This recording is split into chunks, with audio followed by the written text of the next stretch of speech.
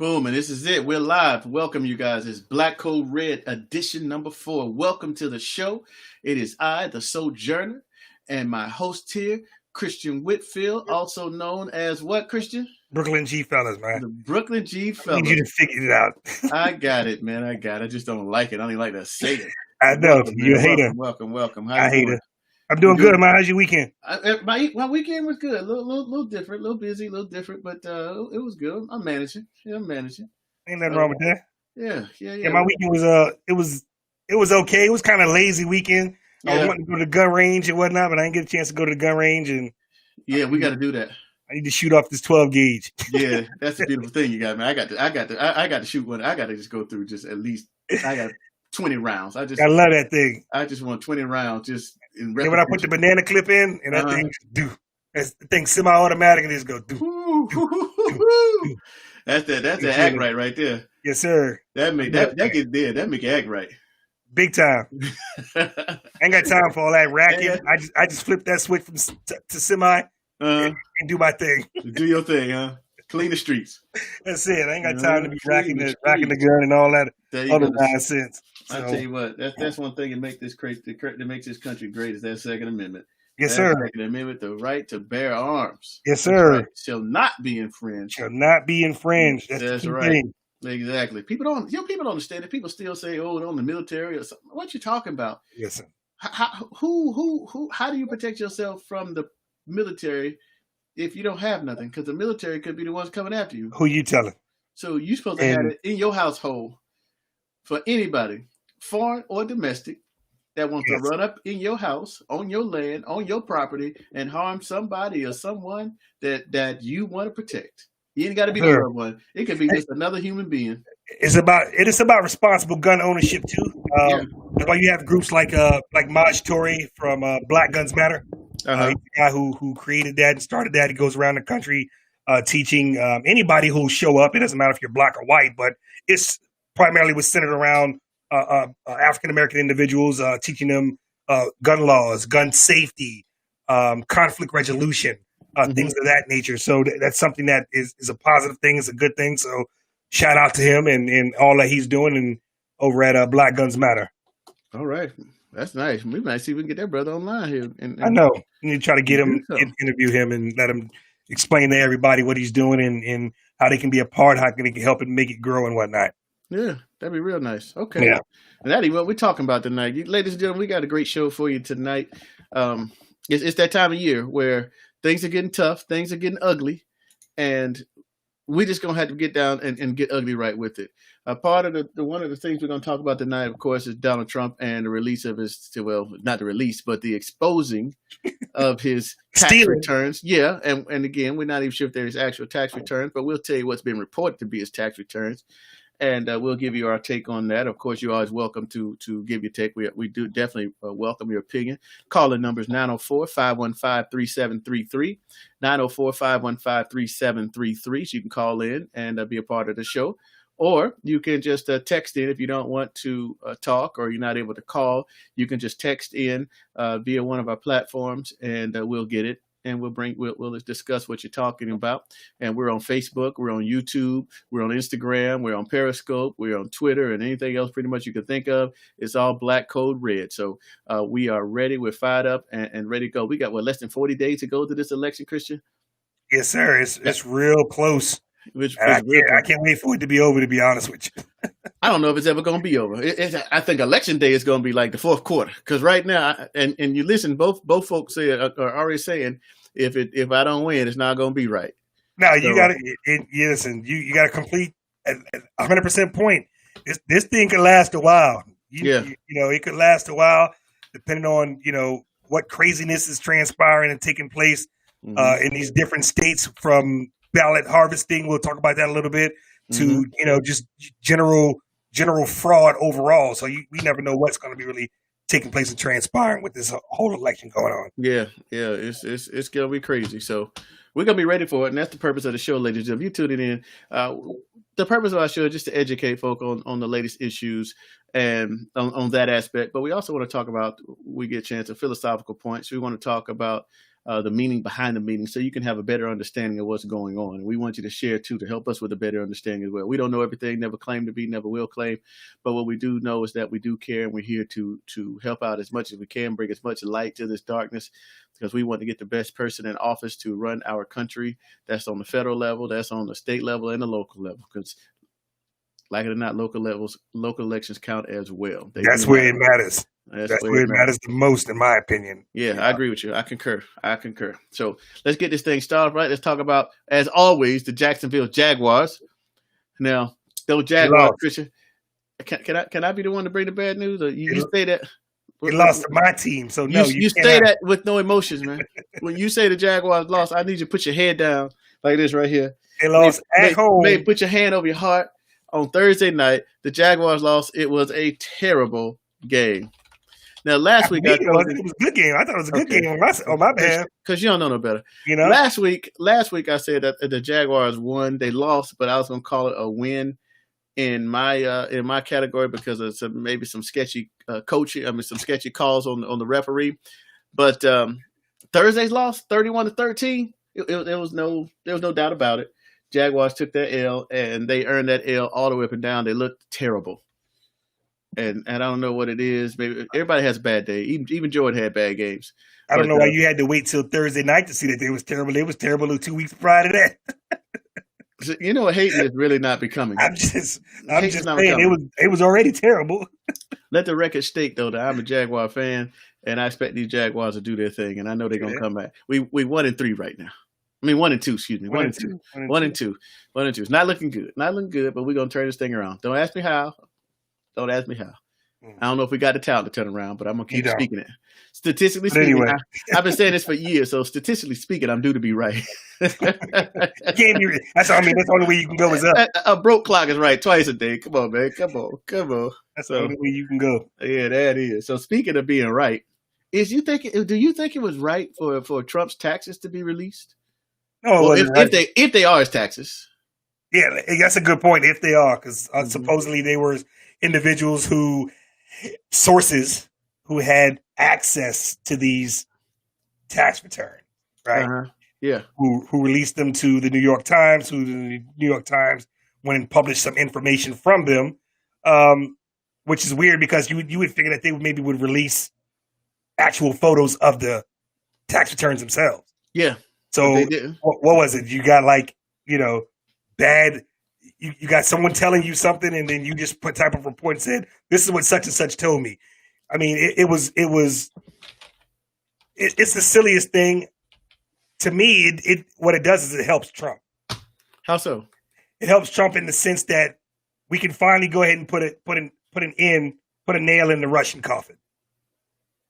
You can put a nail in it. Okay, go ahead. Tell me why.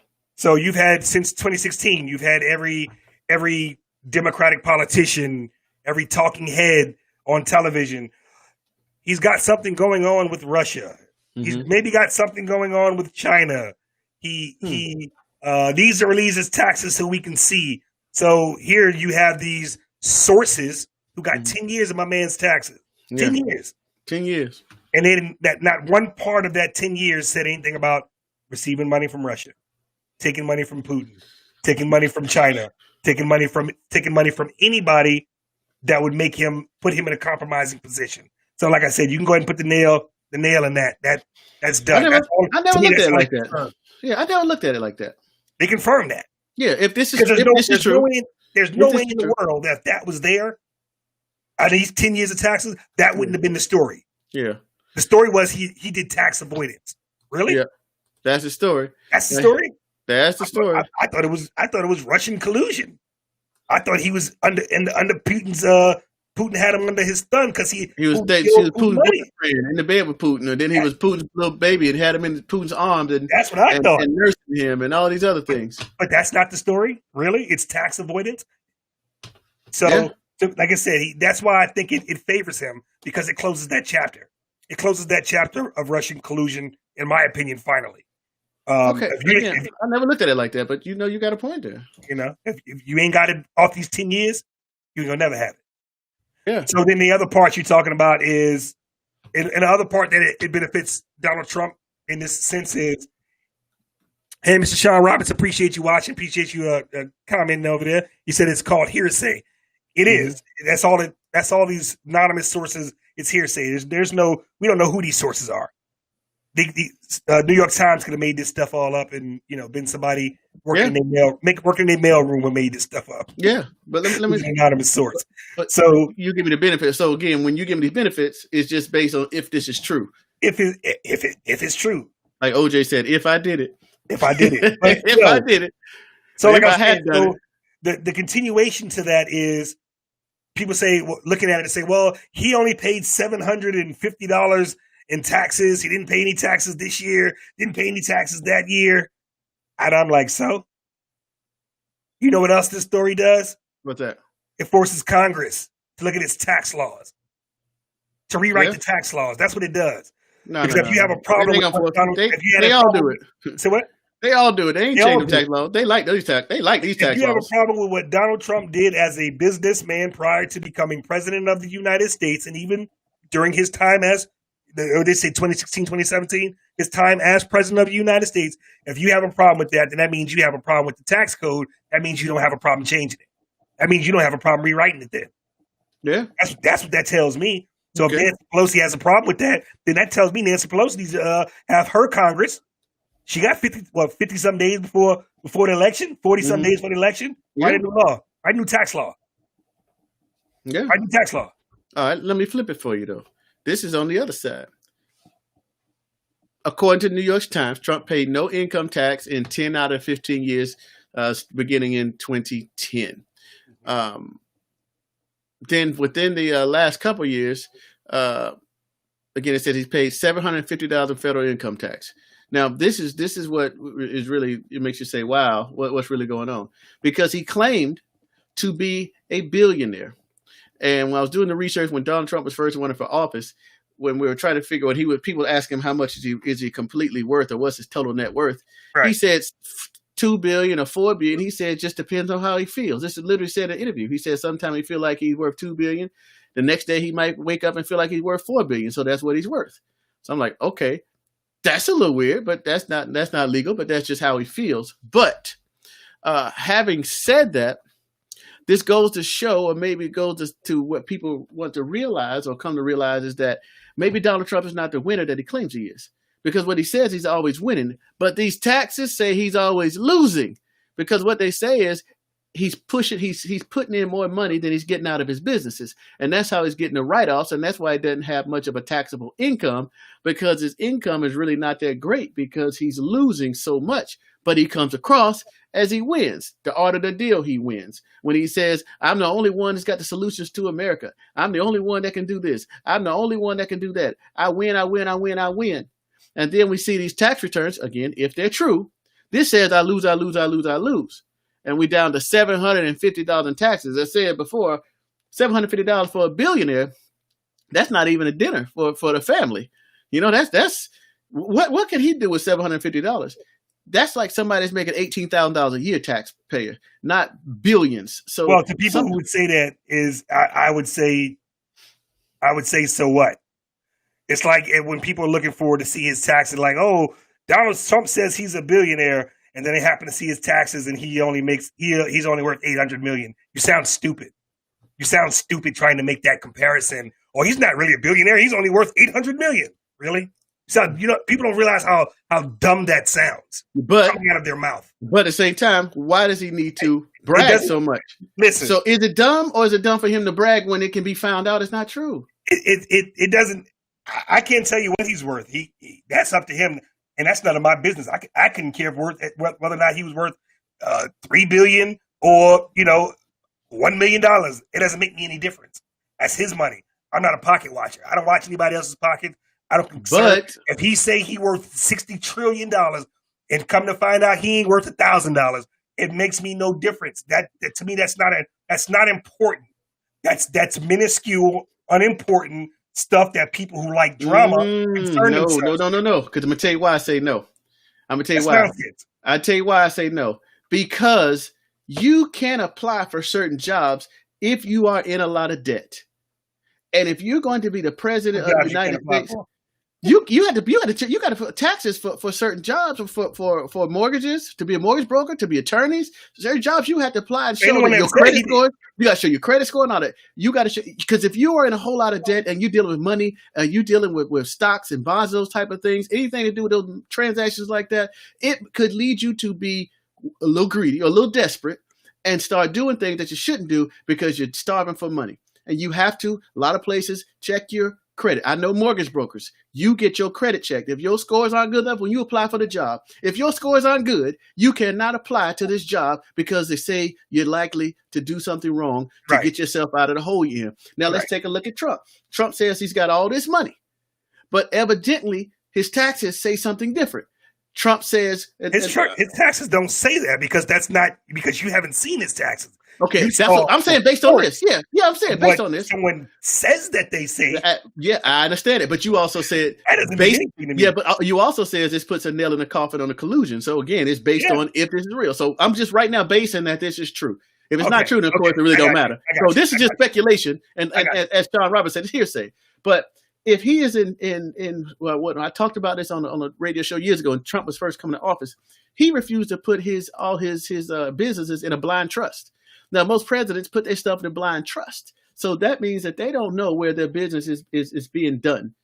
They don't know. So when they talk to foreign countries, they don't have any kind of idea of if they need to make a deal or not make a deal, if it's going to hurt their business. But Trump refused to do that. So Trump knows all his business. And if he's in debt like this, not accurate. How come he cannot know? He did not put in a blind trust. He meets with his daughter and his sons, who he's put in front of business. He meets with anybody he wants to. He knows what his businesses are doing. So if he's dealing with some foreign, and he's got his taxes said he gets money from cross seas, he's making money from foreign countries. So when he's making deals, he's talking, he's pushing the agenda, which is supposed to push the American agenda.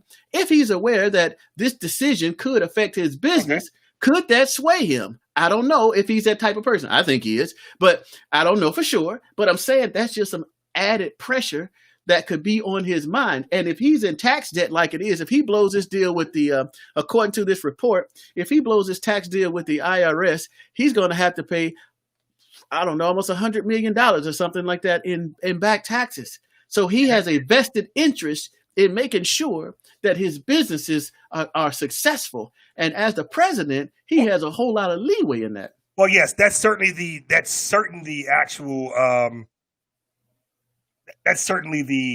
perception that people have, and certainly perception that people think that could possibly be some shady stuff going on because of X, Y, and Z.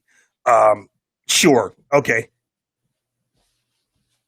Yeah, you can't give that perception. That's the problem. He might not be. I mean, that's a bad look. It's a bad look. He might be a stand-up guy when it comes to this and really be about the country. But since he chose beforehand, even with the advice and the criticism, the advice of his counsel, with the criticism of the opposition saying, put your stuff to blind trust, he still says no. He still refuses to do his taxes. You remember he said over and over again, he said over and over, but he said a couple of times to release my taxes, and then he didn't. You see the pressures going on. He's been fighting people in court since he started running for presidency. He's been fighting them not to release his taxes. Somehow this so-called tax return gets out, and it makes it seem like now you got something to hide. And the funny thing is, they want to drop it right here. This is that October surprise. Of course, they're a few days short from October, but close enough.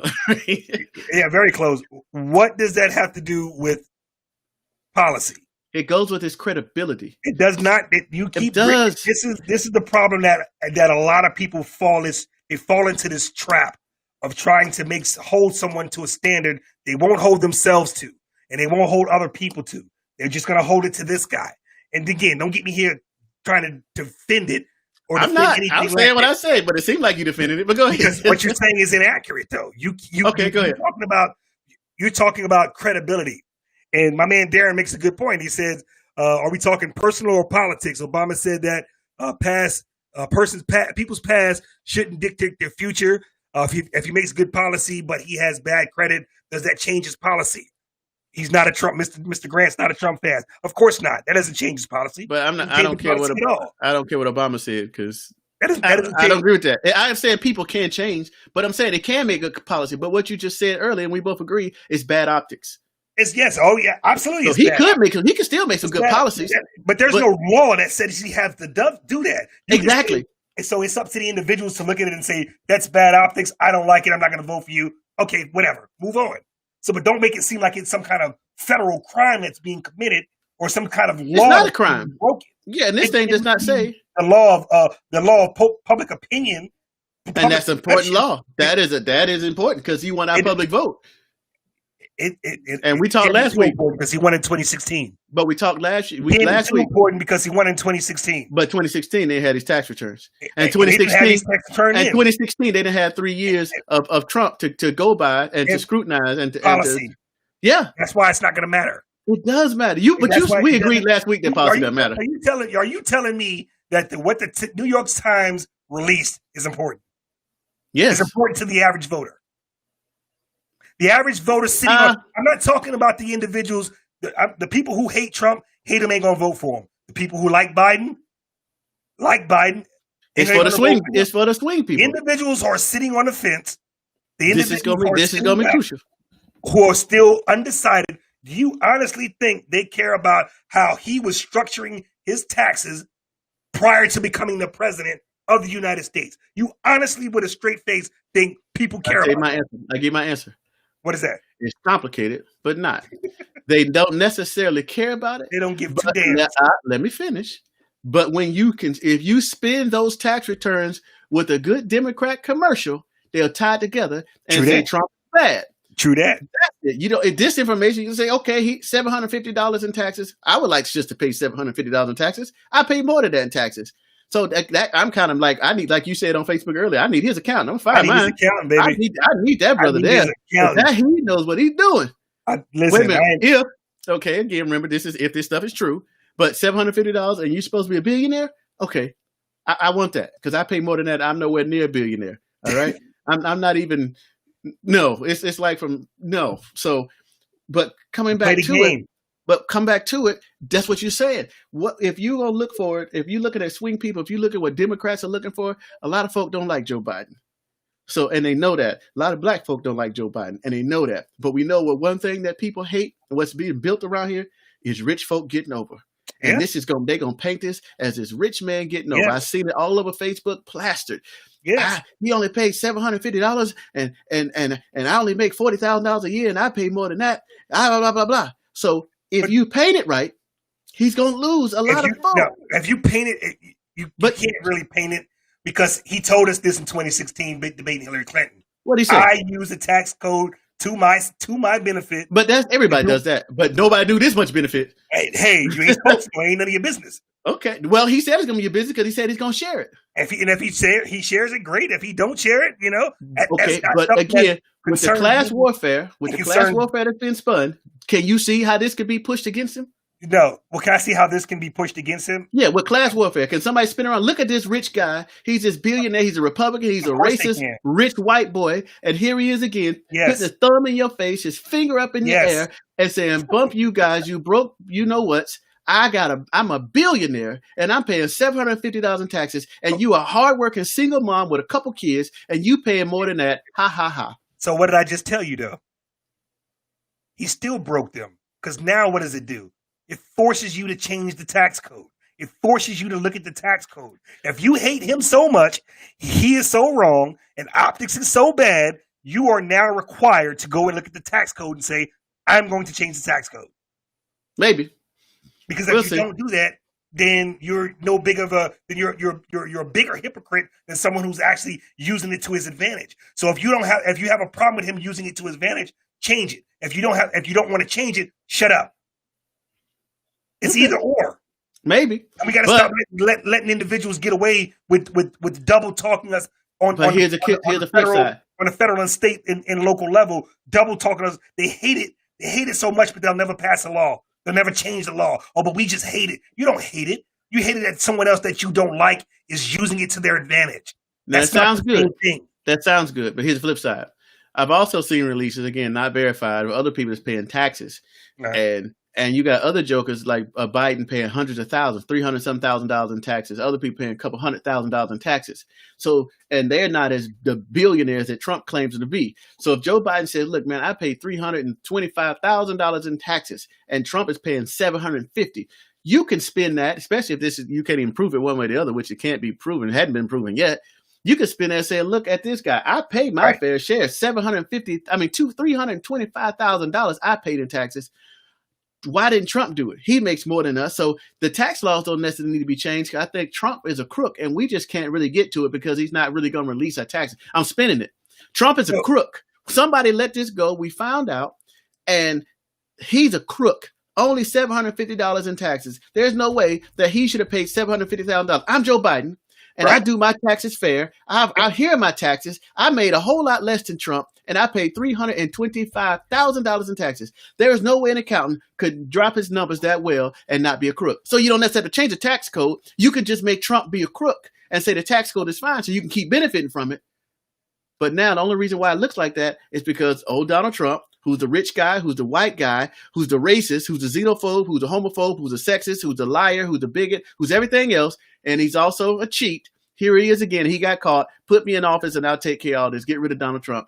Biden 2020. So the problem that you have with that is Biden really can't do that because he's got his own tax issues. He's got his own personal tax issues where him and his wife were not claiming a certain amount of taxes and paying a lot less in taxes. But you haven't seen that in the news. Why haven't you seen that in the news? Well, if you ain't seen the news, then how can people be mad? So I mean, who you knows? ain't not seeing in the news. You have the president of the United States running for re-election, and you have his opponent who is also have tax problems, but you're not seeing anything from the opponent. Why is that? You're not seeing that because the media doesn't want you to see that. The exact same reason why, as soon as this tax stuff hit the streets about Trump's tax, as soon as it hit the street, they already had a commercial ready, already had T-shirts ready, because I'm pretty sure that this was already leaked to the Biden campaign from the New York Times. Hey, we're about to drop this. Get your stuff ready. Get your swag ready. Get your T-shirts ready. Get your hats ready. Get your ad ready. They had an ad ready to go as soon as this information was dropped. How does that happen? But you've seen nothing about the issues that Joe Biden has actually had, him and his wife have actually had with their own personal taxes. So I'm not going to sit here. I'm not going to sit here and say that Joe Biden did anything wrong, because from what I was reading concerning his issue, not the issue concerning what they was doing is they were using the system to their advantage. Yeah. Don't like the law, how the tax code is written, change the law. I'm not mad at Joe Biden. I'm not mad at Donald Trump. If you can use the laws to your advantage to pay less in taxes, then pay less in taxes. There is no person in America who goes to do their tax preparation saying to themselves, I wonder how much money I can give to the federal government this go round. And if anyone tells you that, they are a liar. I agree with that. Liar. But again, $750 just seems. I don't care if it was $2. But you're saying I. Are you saying I? Do you think the average American? Is it against the law? They hadn't said nothing about being against the law. There you go. None at all about against the law. They would have told you if they have his tax returns, as they claim they do. They had some tax expert They would have took them to their homies at H&R Block or whatever somebody. They get taxes done and said, which part of this is illegal? Yeah. That's what they would have did. Yeah. That's why I went back and says, but that's why I went back and says, well, if that's not the case, and then again, they didn't say it's illegal, then it goes back to say, well, is this guy as successful as he claims he is? Is he that leader? Is he that guy when his businesses have been failing so much for the last 10, 15 years, his stuff has been failing? But he tells us the whole world he wins. Why is it that if he's winning so much, then why does the taxes show, according to this report again, that he's putting in more money into his business than he's getting out of? Again, that is not a definition of winning in business, not that I know of. Well, I tell you this, for the Biden fans out there, for the Biden people watching out there, please, this is what I want you to do. I want you to go knock on doors this week. I need you to record it, though. And when you knock on people's doors and people are concerned with coronavirus, they're concerned with losing their job, they're concerned with losing their small business, I want you to ask them about Donald Trump's taxes. I need you to record that, though, so we can see the door slam inside your face. Okay. I want you to talk to them about Donald Trump's supposed tax issues to people who are out here suffering. Please, Mr. Biden fans, please go do that. If you think that's a winning strategy and you think that's something that the American voter is actually sitting here concerned about in this day and age is whether or not he went past some loophole that benefited him, you're high. All right, no one cares about that. All right, you say that. About that is the people that hate him. You said it. Okay, but this is somebody just shot this to me. And I told you I just read on the web. Again, this hadn't been verified, but Max Kennerly, who says got this information, he put it on the Facebook meme post, however you want to call it. Federal income taxes paid jointly in 2017 with the spouses. So I was wrong with the $325,000. This says Joe Biden paid $3.742 million in taxes. Kamala Harris paid $516,000. Bernie Sanders $343,000. Elizabeth Warren $268,000, and then Donald Trump $750,000. So that's circulating around. Again, I don't know if that's the real deal, but this is what's going to be pushed. I saw it, and then I appreciate Tasha sending that over to me. Thank you very much. That doesn't mean anything. What that means is that they don't have the same type of assets. They don't have the same type of tax person. Well, that's not necessarily what it means. Liabilities. That's what it could mean. That's what it tells me. That's what it could mean, because it also could mean. Yeah, okay, but it also could mean that Trump's been cheating on his taxes. How he got it so low. So we don't know because it hadn't been seen. I'll go out on a limb right now and say he wasn't cheating on his taxes. You know why I'm going to go out on a limb? Why? Because the New York Times say they have 10 years of his tax returns. They know all of the important people. They know all of these extraordinary business tax people in New York City that could comb through his taxes and put it up and say, this is the problem right here. And that did not occur. That tells me there was nothing. Well, there. maybe that's why it wasn't a bombshell. That's why it wasn't. Maybe. Okay. You can say that. We can say that, but we'll see. I don't know. Real. We'll see. You telling me that the New York Times wouldn't have did that? This is what I'm about to say. But I'm saying, I see what you're saying. But what I'm saying to you is I didn't look at it like that until you said it earlier. But what I'm also saying is maybe they have doing it, or maybe they are doing it. And you saying combing through, maybe their head is a little nappier than we thought. And they hit some kinks in their nappy head, and they got to sort that thing out. So, or maybe they're just waiting, because if you drop it all at one time, you've been in politics before. If you drop it all at one time, it can go and fade. But if you drop little by little, you hit it here, boom. Okay, this is what it said is taxes. And then a week and a half later, they'd be like, boom. We had our guys. They took their time. They combed through, got all those naps out, and this is what we determined. So maybe they're holding on. I don't know. But like you said from the get go, this needs to be verified.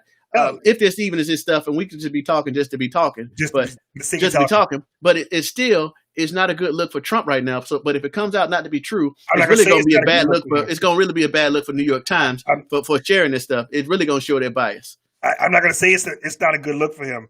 I don't think this is a bad look for him. What they released to the public, what they wanted the public to see, as of Sunday, what they wanted the public to see is not a bad look for Trump at all. Okay. It shows that he is using the tax system to his advantage, which we already knew.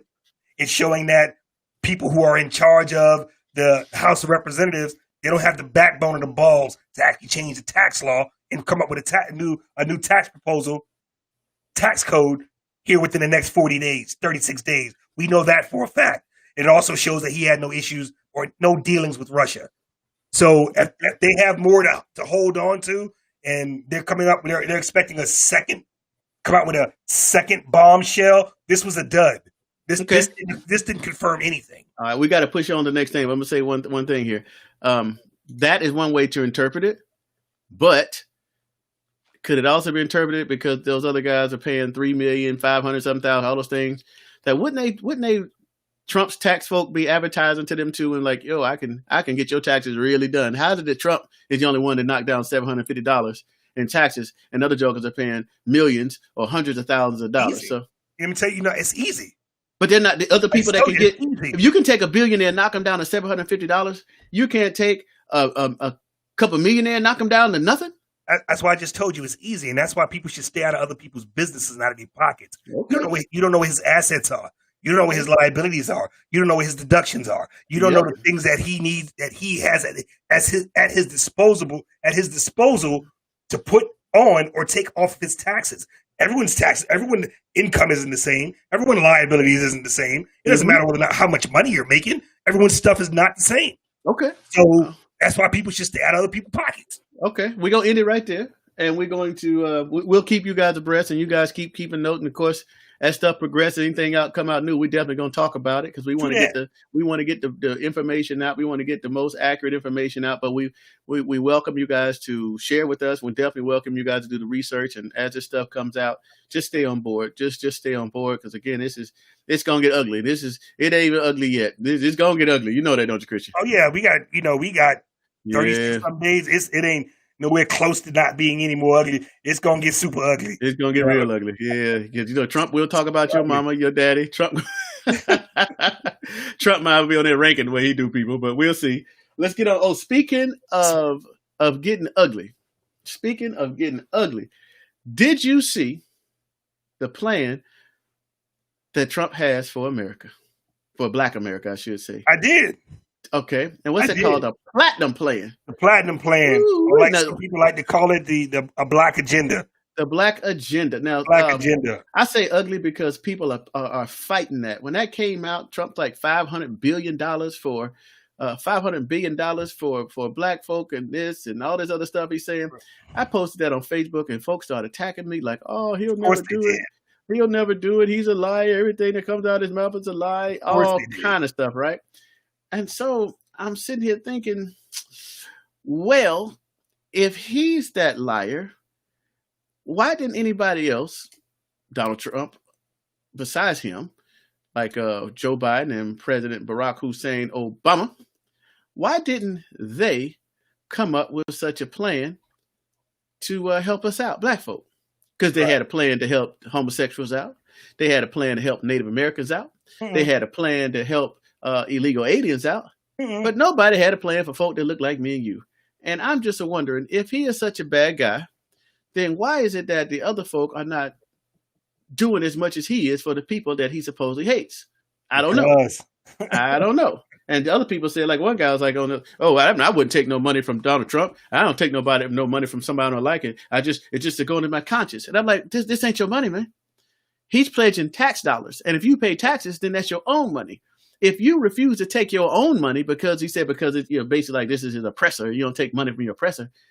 I'm like, that don't make sense to me. If I'm a slave and the slave owner my slave master gives me a gun, you think I'm gonna tell him no because he gave me the gun? Yes, I'm gonna take that gun and I'm gonna shoot you with it. So why would you not? Why would you not take this money and use it for the benefit of your people?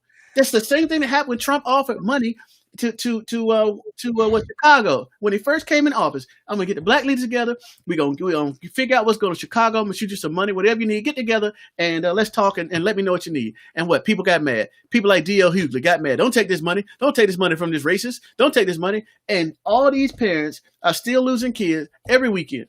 And D.L. Hughley and those other jokers are saying that's fine. Obama didn't offer no money to Chicago. Joe Biden didn't offer no money to Chicago. None of the Congressional Black Caucus didn't come out with no money to Chicago. The racist white man, the xenophobe, the homophobe, the everything else phobe you can think of says, I'm going to pledge some money to these black folk in Chicago to stop all this killing. And some black folk, were dumb enough to say no. They got mad at Steve Harvey when he went to visit. Well, those are the individuals that are the primary problem within the black community. And why the black community hasn't progressed and has regressed over the years is because you have these individuals who you have on one side, you have the ones that are so hateful that they would rather see people struggle, rather see people go through what they're going through in order to wait for the next person to come along and do it. And then that next person doesn't come along and do it. And they're going to wait for the next person. So you're always consistently waiting for someone to do it and it never gets done. That's on the left-hand side. On the right-hand side, you have these gatekeepers. Because there isn't a lot of, I'm not going to say there's a lot of love from a lot of black Republicans that for this, especially the mouthpieces of the RNC. I haven't seen Candace Owens talk about this plan. Mm-hmm. I haven't seen the Brandon Tatums talk about this plan. I haven't seen these individuals from conservative Inc. who love to bash black people every chance they get talk about this platinum plan. They claim they love black people. How come they ain't celebrating this? I'm surprised Candace Owens hadn't, because she sometimes would jump the gun like she did with other cases and try to say the black man was guilty for getting shot without reading the case. So I don't know why she didn't jump on this. She ain't got no issues. They ain't got no issues disparaging black folks. the Larry Elders, what's his name, Mr. Jesse Lee Peterson. Yeah, I forgot the joker's name, but yeah. So all these mouthpieces that love Donald Trump. How come you ain't seen none of them talk about this platinum plan? And there's a reason for that. Okay, let's take a look at it. I'm gonna post it so everybody can see it. But they are the individuals who, on the Black Republican side, we have a lot of them. We have what they call these gatekeepers. Mm-hmm. These gatekeepers, they have an issue with anything new coming from the Republican side that doesn't involve them or that they're not in charge of. They don't want no part of it. And they convince the powers that be within the Republican Party at the state, local, and federal level not to get involved with it. Right. We have these gatekeepers. They know who they are. And the Republican leadership on all three levels know who they are too. These are the ones who go to who the Republican leadership comes to and say, "Hey, how do we attract more Black people?" And they give them, you should call them slaves on a plantation, or they tell them you shouldn't go into these areas at all. So how are you trying to help Black people if you are telling the leadership don't even go into these areas, avoid these areas? I know that's happened. I've heard. I can almost say with positive, I know that this happened here in Jacksonville. Yeah. Here in Jacksonville. And I ain't in the business of calling people out. I mean, I don't really care, but I ain't gonna go there. Not tonight. I may say that for another night. Okay, but I understand this too. I know that's the problem. A good friend of mine that was the representative for the Black outreach for the Trump campaign. When that person was going to other places like Louisiana, this is a Black person. In certain areas, they couldn't go. The white folk was telling them not to come. And they got so many complaints by these white folk because niggas, excuse my language, is what they called them, was knocking at the door. They didn't like that. So they told Black folk not to come. And then some places, if you were Black, you'd have to go with a white person or two white people, but you couldn't speak. The white people get to knock on the door and do the talking, but you can't speak because these certain white Republicans didn't want no Negro either at their door or speaking to them. So that's real too. Right. So when people come back and try and act like, oh, the Republican Party or the Democrat Party is just a bunch of racists, only place racists, and there's no racism in the Republican Party. Look here, that is a bold-faced lie. Both parties got it, but don't let one paint you over the other. And that's when it goes back, like you said, policies. Well, you can be racist, okay? That's your prerogative, if you will. If you want to be ignorant, you can be ignorant. There's no law against ignorance, but don't make any policies that's going to keep somebody back. Absolutely. Land ground fair. So if I can come up with an idea, if I can achieve a job, if I can get the scores needed on my test, my ASVAB, my SAT, or my ACT, I should be welcome to the school. I should be welcome to the military. I should be able to apply for any job. As long as you keep that fair, you can be racist in your own thing. Just don't hold me back. And I'm cool with that. You can have your own little racist community. You can have your little racist sayings, your racist songs, do all that. Don't stop me and mine from getting what I do. That's all I got. That's the only thing I can say. Right. And so with this plan, right, I think that it can be successful. Mm-hmm. It's a plan. It's nothing more than a plan. This is what I want to accomplish for you specifically. Mm-hmm. Black economic empowerment. Specifically in the next 4 years. Mm-hmm. You see where it says Black economic empowerment and access to capital? Listen, that's where it starts. And that's exactly where it starts. Education, education, economics, that's where it starts. Yeah. I certainly want to give a shout out to Sonny Johnson. Sonny Johnson is I talk about her a lot. She was actually part of the roundtable that Donald Trump had back in, I think it was June, and she broke it down to him. And I believe a lot of what this new plan came from some of the framework that she laid when talking to him and maybe talking behind the scenes with a lot of his members of people of his administration. Because it's what we're looking for. It's what Black people have been asking for, a specific Black agenda. And here it is. You have a lot of white Republicans who don't like that. It's a topic that's not really. Yeah. It's a topic that's really, it's not really supported. Why do you have to have a Black agenda? Blah blah blah blah blah. They could ask me. I could tell them real quick if they want to. You need a Black agenda. Period. They want to ask me why. I could break it down real. And a lot of people, they're trying to make it. They want to make it something more than what it is. You're talking about specific targeting African Americans, their communities. be it education, be it health, be it small business opportunity, wealth, generational wealth, building generational wealth. That's what it's about. Mm-hmm. So why would you have a problem with that? Yeah. So here's a breakdown. Like if you're looking at the screen, it says a job. The first thing, I like this. The first bullet: reach even greater levels of historic employment and wage growth for the Black community set in 2019. That's kind of small. That anyone looking, it's kind of small. So that anyone looking for a job, how's that? Now make it big, larger, big screen. Okay. All right. Sorry about that. I'll make it big so everybody can see. I apologize. And let's go to this. Hey. Yeah, that's right. Nobody wants to see you. That's what you're looking for. There you go. There you go. Okay, so let me break this thing down. Again, it's reaching even greater levels of historic employment and wage growth for the Black community set in 2019. 2019 had the lowest unemployment for Black folk since the 60s. So they want to beat that, and they want to play off that. Seek infrastructure funding that will lead to widespread growth to the annual $500 billion federal contract opportunities. Examine barriers to employment, including fees, occupational license, arrest records, inaccuracy, and expungement. Let's see. Filling access to capital for Black-owned business. Most businesses fail because of lack of capital. So you're talking about increasing the opportunities for small businesses, lending, and technical assistance. I like to go down here with the education, because I am for education. I'm for school choice all day, every day. School choice. Yep. Education African Americans can lose. Federal, state, and local community partnerships to close failing schools to replace with full school choice. And education opportunity to put American parents back in control over their children's futures. Absolutely. That right there ought to sell every mom and dad. Yes. Right there. I don't know why, if you were a mom or dad, that you would still even be looking at the Democrats for two reasons. I say for two main reasons. One is this school choice that they're against. And two, should I say number two? Go ahead. I should say number two. Go ahead. We don't hold nothing back. We don't hold nothing back. From the Christian's perspective, they push all this trends and all this other stuff they're pushing. You can't do that. You can't do that and maintain, if you're a Christian, what God says you're supposed to have. You can't push that because it destroys your community. So you can't do it. And if you want to do the abortion as well, you're pushing that too. You make it seem like that's a great thing. That you make it seem like that's your birth choice. That's what you go to. So I don't know why you even entertaining that. And if you still hate Republicans, which I see you can, and I understand, then why can't you be a Democrat, but get Democrats to support the education for your kids to be able to go to whatever school they need to go to in order to be successful? You can still be a Democrat and support the things that if you're Christian, support Christian values and still be a Democrat. You don't have to come up. I'm not saying go transfer to be a Republican or anything like that.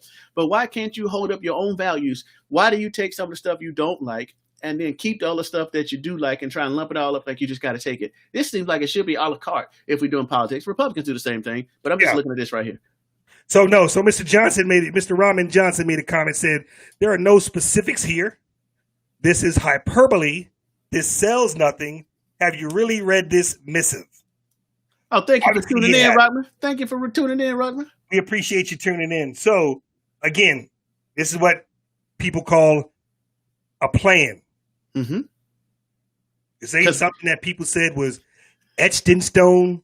Because we're going to look at Joe Biden's plan, too, and his is we're going to look at his plan, too. Yeah, Joe Biden is like this as well, so I guess neither one of them is giving some specifics, but we'll take a look. We could be wrong. Stay tuned, Rodman. This is a plan. This is what we want to accomplish in the next 4 years. Yep. Right. So as you look at both of the plans, what I can look at from one person, I can say one person was never in the White House until 2016. Someone else was in the White House for 8 years who was homies with the black guy president. And that's what makes him. That's what also makes him give him credit. Everything on his plan, who should have been able to get everything on his plan accomplished in his 8 years in office. Yeah. Their 8 years in office. Yeah. What he should be selling to the people right now, Mr. Biden, is we are going to expand on everything that we already accomplished the other 8 years that I was the vice president. That's not what he's saying. Exactly. He said he's got a whole new deal. He gave you a whole brand new something new. So as you look at both of the plans, don't look at the plans from I hate Donald Trump, which is what people who actually are trying to make the biggest critics, the loudest critics, are always making it from. They're looking at it from the standpoint of I hate Donald Trump. What do the words say? The words matter. What are we trying to accomplish for Black people in these 4 years? Is it a good thing or is it a bad thing? You can't say that anything on what he's asking for or saying that he wants to accomplish in the next 4 years is a bad thing. Anyone who says that is a liar. I'm just going to be on it. Because the plan itself is to, you got Biden's plan up there? Oh, yeah, we'll go ahead and put that up there. Lift every voice, the Biden plan. Biden plan. This is lift every voice. I'm going to make it nice and big so everybody can see it. And again, it's a plan. It's a plan. It's nothing etched in stone or going to be etched in stone if he is elected. It's a plan. No, so I said, lift every voice. He's trying to play out that Black national anthem. I'm certainly not going to hold Joe Biden to any of this if he just so happens to win. I'm not going to hold Biden to this. If he can accomplish this, if he can accomplish some of the things on the list, great. If he can't accomplish things on the list, it is going to hold him. I'm going to hold him. If he can't accomplish it, well, I want to know why you can't accomplish it. Exactly. I'm saying I'm going to hold him if he wins to this. At least try it. And I'm going to hold Trump if he wins to this if he's trying. Don't sit here and tell me all this stuff and then you have no meaning. And they do it all the time. And we're to the point to where we accept the lies that these politicians tell us. And I'm sick and tired of it. Don't lie to me. If you want me to think we got Republicans trying to run this idea that they're better than Democrats. Oh, we better than Democrats. We don't do this and we don't do that. And then you look at the things and they run through the same sneaky stuff. They do the same thing the Democrats do, Republicans do. And the Democrats sell it too. We ain't like the Republicans. These jokers are low down. They don't care about you. They this, that, and the other. Right. They don't care about your vote. Republicans, this, that, and the other. And then you look how they did Bernie Sanders in 2016, how they snuffed his vote out. You look how they treat people. You look how they overlook Black people. You look how nothing's gotten done. But every year they come up and brag about all the stuff they're going to do. Just put me in office. So both of them do the same type of crap. And then we still have a group of people within each one of these political parties that will just roll with the flow. If Trump says something, these jokers love it because Trump said it, and they're gonna look at everything through this glass lens that Trump spoke, and is whatever he said is true. When Obama speaks, the ground shakes for some of these people. Yes. And Obama cannot do any wrong. But then when Obama's in office, these Trump supporters, these Republicans were screaming how terrible Obama is. They can't understand how people follow everything Obama says. He's a liar. He's a socialist. He's a Marxist. Right. He's terrible. And now Donald Trump is in office, and we sit here and see him lying. We see him running up the deficit like he said. We see him doing the things that he does. And then the Democrats say the same thing. I don't see how these Republicans follow Donald Trump just like they did. What you talking about? You just did the same thing to Barack Obama. That's all it is. We have to get folk that will just take a step back and be able to take a look and pull out the best from each party. That's why I understand why these parties work together. Well, see, that I ain't going to co-sign that. But yes, people need to be held accountable for the promises that they make. And that's why, you have a lot of people who make promises and a lot of people who just tell you they have a plan because plans change. Yeah. If it's not a promise, then, you can't be held. You can't hold them to it. You're like, I didn't promise you that. So they come out with these plans. Don't change your plan after you get elected. Then how about that? If the plans don't come to fruition, then all you can say is, plans change. Don't change your plan after you get elected, because I'm voting for you to work the plan that you said you were going to work. Don't do like Trump said when he was talking about lock Hillary up, and then after he got president, they were saying lock Hillary up. He said, no, I was lying. We ain't going to worry about Hillary. No, that's not what you said. So show the telephone number so Mr. Rahman Johnson can actually call in. I want to hear Mr. Rahman Johnson. I want to speak to him. I would love to hear him. I think the audience would love to hear from him because he has a specific position on the Biden, obviously on the Trump plan that he doesn't believe is a good thing, and I would love to hear why he doesn't think it's a good thing, and what are the issues surrounding that he may have with. Well, there it is. The numbers up on the screen. Plan. So, Mr. Rahman Johnson, we had 904-515-3733, or anybody who wants to call in and be a part of the show and talk to us, and we're more than welcome to. We'd love to hear from you. So we are standing by for that for anybody who would like to call in and be a part of the show. But let me read some of this. Look at some of this Joe Biden stuff real quick. Tackling systemic racism and fighting for civil rights has been a driving force through Biden's career in public service. He has a record of fighting. Okay, they're saying it, but what is he going to do? Today, we need a comprehensive agenda for African Americans with ambition that matches the scale of challenging with recognition. Biden pact will advance economic mobility, expand access, make far-reaching investments. Nothing specific. Nothing specific. Just sound like hyperbole to me as well. Yeah. Invest in African American businesses. When you're talking policy and you hear someone use the word, or you're talking legislation or policy, and you hear someone use the word comprehensive before they say the word legislation or comprehensive policy, that means they have no idea what they're talking about. They have no idea what they believe, and they're waiting to see which way the wind blows to actually give you an opinion. That's any politician. Don't tell me we need a comprehensive plan. Tell me what's wrong in what we need to do. Don't tell me comprehensive. Tell me what we need to do. And a lot of politicians get away with that by just tossing that. We need a comprehensive immigration plan. We need a comprehensive tax plan. We need a comprehensive criminal justice reform. Generic term. Generic term doesn't mean anything. Tell me exactly what you mean, what you want, what you believe. And that's a part of holding politicians accountable. Yeah. Don't let them get away with that. Right. But one of the things, too, that the politicians, and this is what ticks me off, is they know good and well that these plans they have to do, they want to say they can do all these things. They got to go through Congress. Yes, sir. They got 535 other people that got to deal with this thing. And you just can't automatically want to sell me that you're going to get this done because you say it's going to get done. Yes, indeed. So and a lot of stuff is like, come on, you're not going to be able to get it done because you're not going to get the support you need. So stop talking. But they blow the smoke up out, they just give me the smoke screen and people just jump on board. But Rockman was right. We need something specific. So absolutely, they're not doing it. So what you have is for black people for the longest time on both sides of the aisle. Well, specifically on the Democratic side of the aisle, and black conservatives, the majority of them, not all of them, have been calling for a black agenda, a black specific targeted agenda.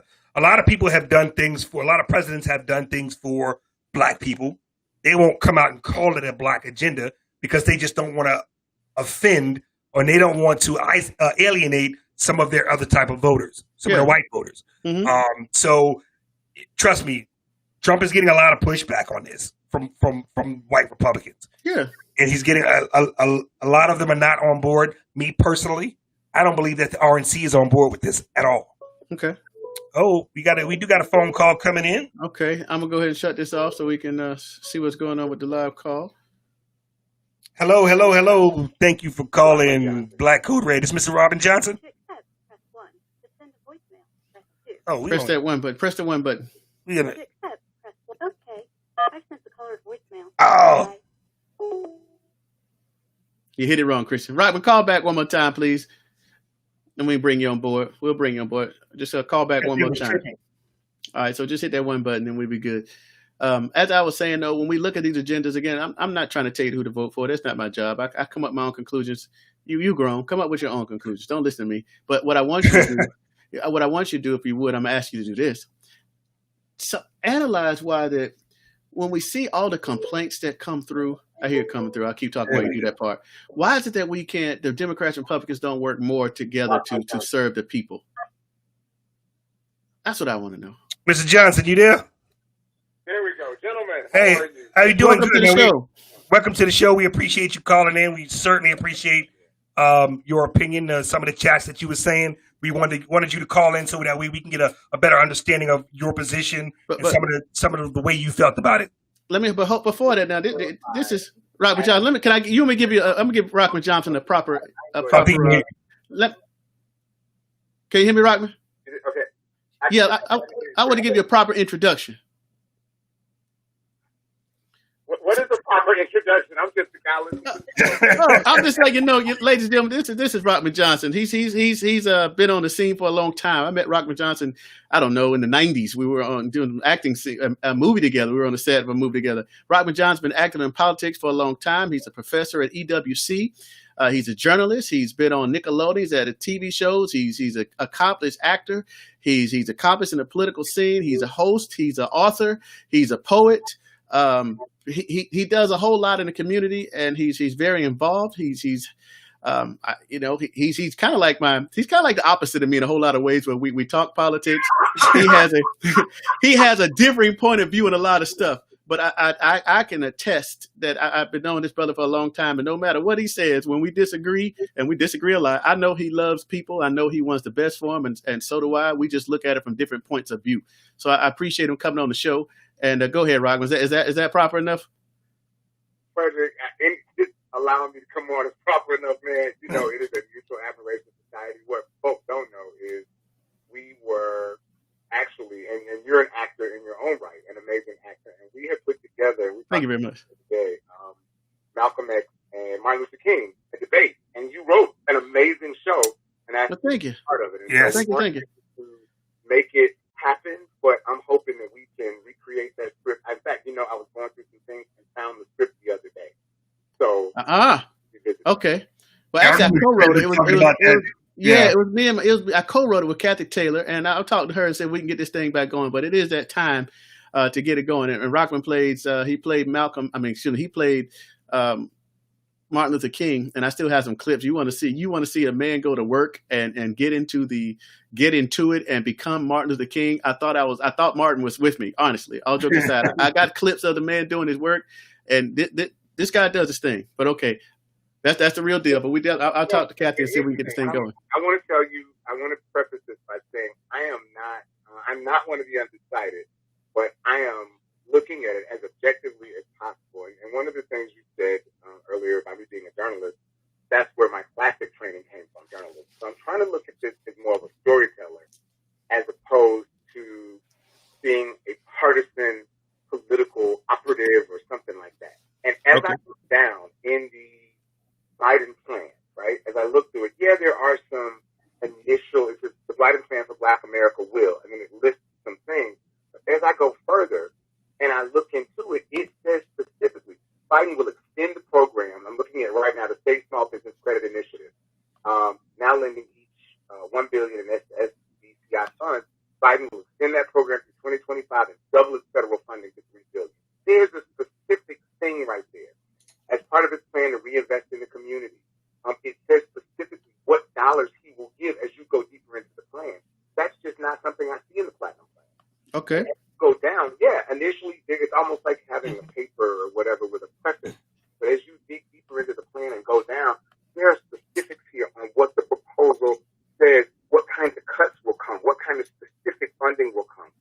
Some of the things can happen through executive orders, so not everything needs congressional approval. Right. But when I look at the president's plan, I just see pie in the sky, 3 million new jobs. How are you going to get the jobs? Immigration policy that protects. How?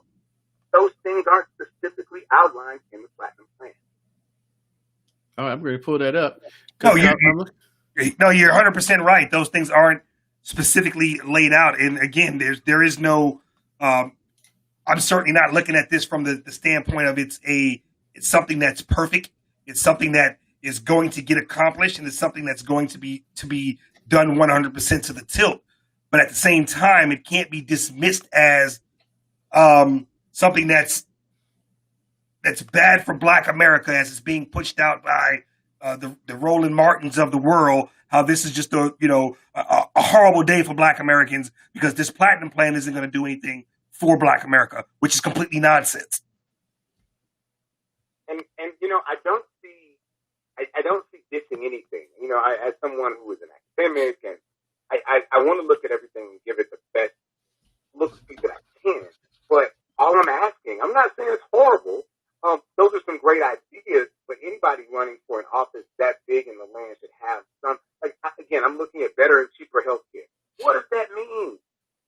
It says investments into the causes and cures of kidney disease. Okay, what investment? What specific investment are you giving? What kind of programs are you supporting? How much are you putting behind those programs so we don't have to see a dialysis center on every block? Right. And something that was said earlier, in the broadcast, I don't think there is, and you gentlemen may disagree with me here, but we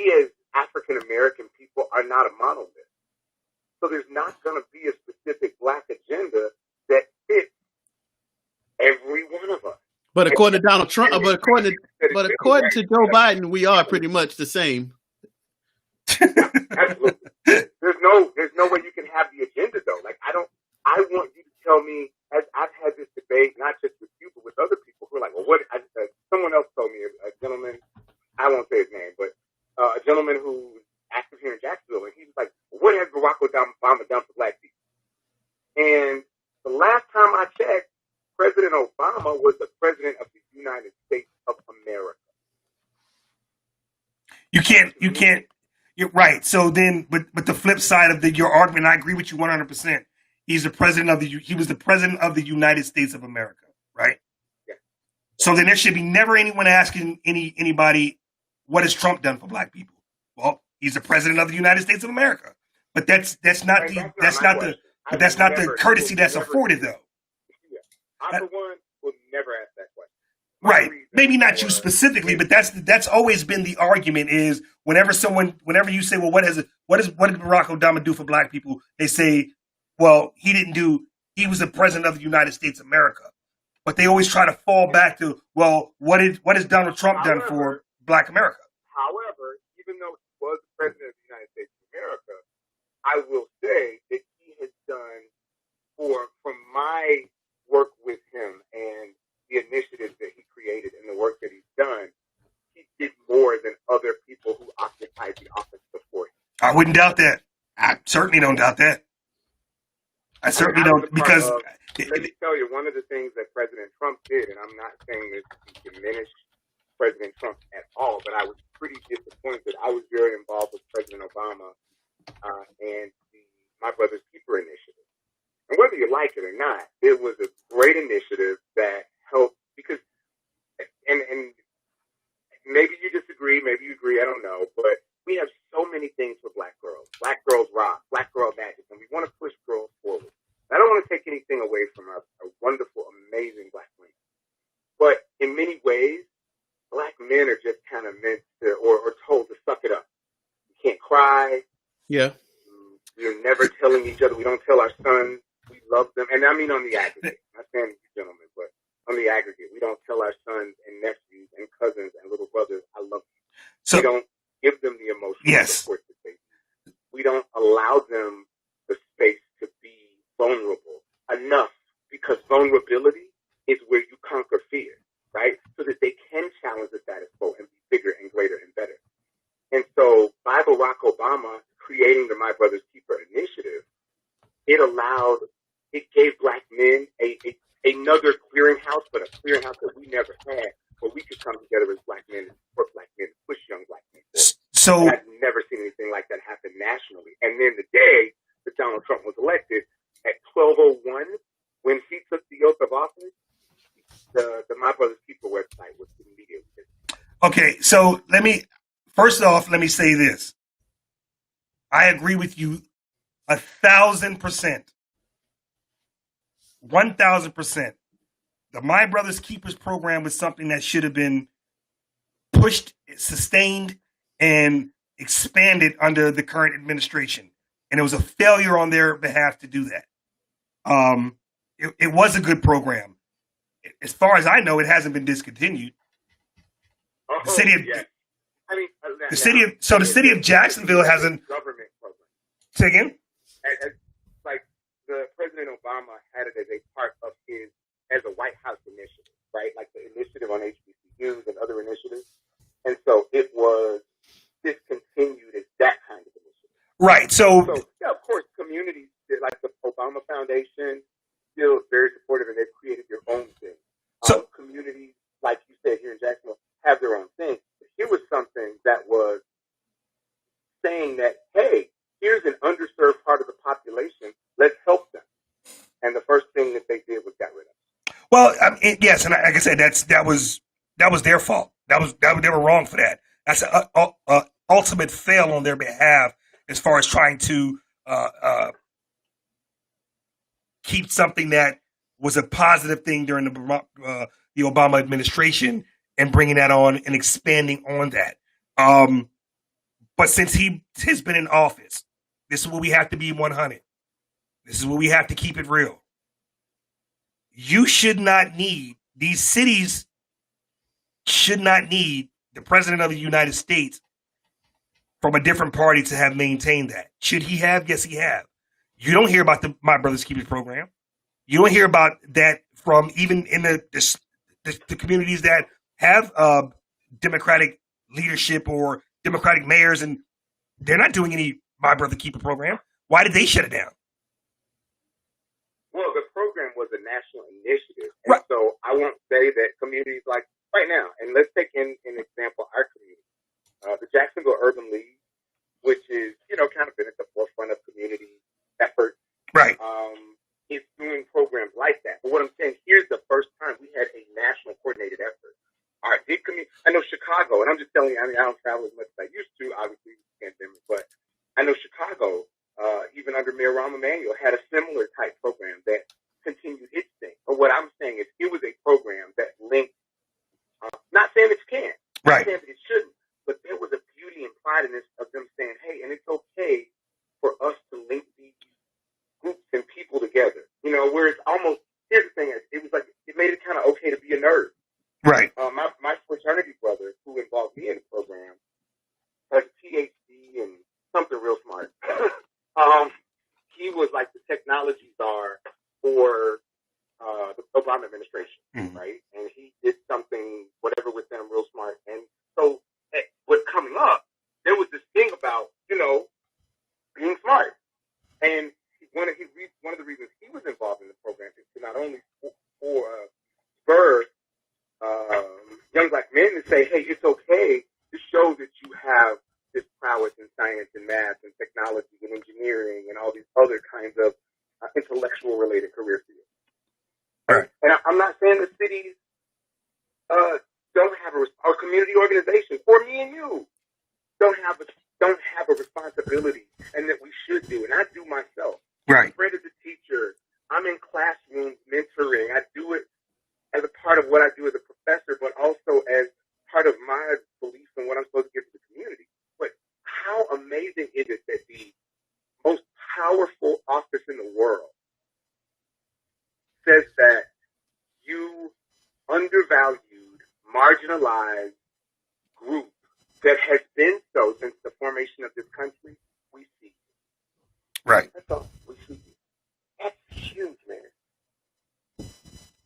No, you're right. No, you're absolutely right. And we certainly appreciate you calling in. We'd love to continue this conversation, but I agree with some of the things that you said, especially concerning the plans themselves. They both have their good things, and they both have their hyperbole where they're just grasping at saying what they're going to try to do. But we have to get to it. I'd love to have you on the Rockin' Experience show and to promote your show. So I'll be reaching out soon. I appreciate the opportunity, though, to come on and hang with you guys. Great conversation, and I'm going to keep listening and watching. And I look forward to having you on the Rockin' Experience show. And we appreciate you, brother. All right.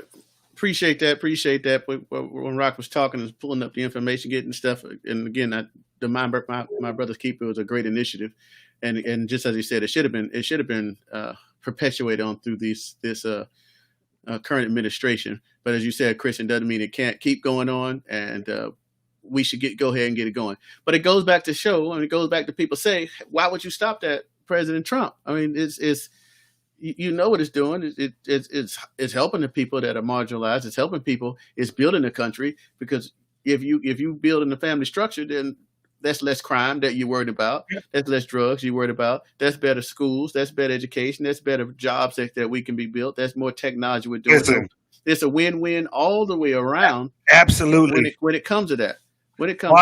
Why the program was not kept, why the program was not pushed, I'm not sure why. I certainly have an idea. I don't think that the black people that he encapsulated himself with in the beginning was focused on stuff like that, was concerned with stuff like that, who understood the importance of things like that. We had Omarosa. Really? Okay. Really? But then she quit. But then she quit and said he was a racist. So that did not help. Well, we know my man don't hire the best people. He said he does. That's what he said he does. He hires the best people. We know that he don't hire the best people. We know that that's not an accurate, true statement. We know that for a fact. So I think if he would have had different individuals, black individuals who understood the importance of the My Brother Keeper program, who wasn't the ones who out here, looking down their nose at black people as a black person, you wouldn't have had that issue. That was an easy win. That was an easy win. So if it was an easy win, then why did he take the win? So you got some. I just told you, I can't. If me as say I'm a white guy, right? Mm-hmm. I'm the head of the RNC, right? Right. If I go to X, Y, and Z, Mr. Black Republican, and ask them a question, and they give me information, what am I supposed to do with that information? I'm supposed, as it relates to black people, I'm supposed to take that as law, correct? Okay. That means, so then when I finally come across another black person, another black Republican, that other black Republican tell me, or black conservative says, everything you've been told by these other black Republicans was wrong. We're not going to call black people slaves on a plantation. Mm-hmm. We're not going to do that. We're going to talk about economic empowerment, economic growth. We're going to talk about things that are important to the black community. Then you start to shift and you start to see, like I was talking about earlier, those gatekeepers who, unless the idea is coming from them, unless the plan is coming from them, they don't want no part of it. They look down their nose on those individuals. It's like I told you when I first met you. The room that I walked into, and there was other black conservative, black Republicans, whatever you want to call them, in there. Mm-hmm. The attitude that I got, and I've heard this from other. So I know it ain't just me. I know I ain't crazy because I've heard it from other black Republicans from around, or black conservatives from around the country. Is that when they walked into that room for that very first time, the attitude from a lot of them was, "Who is this new black dude trying to steal my white people?" Wow. That was the feeling that I got.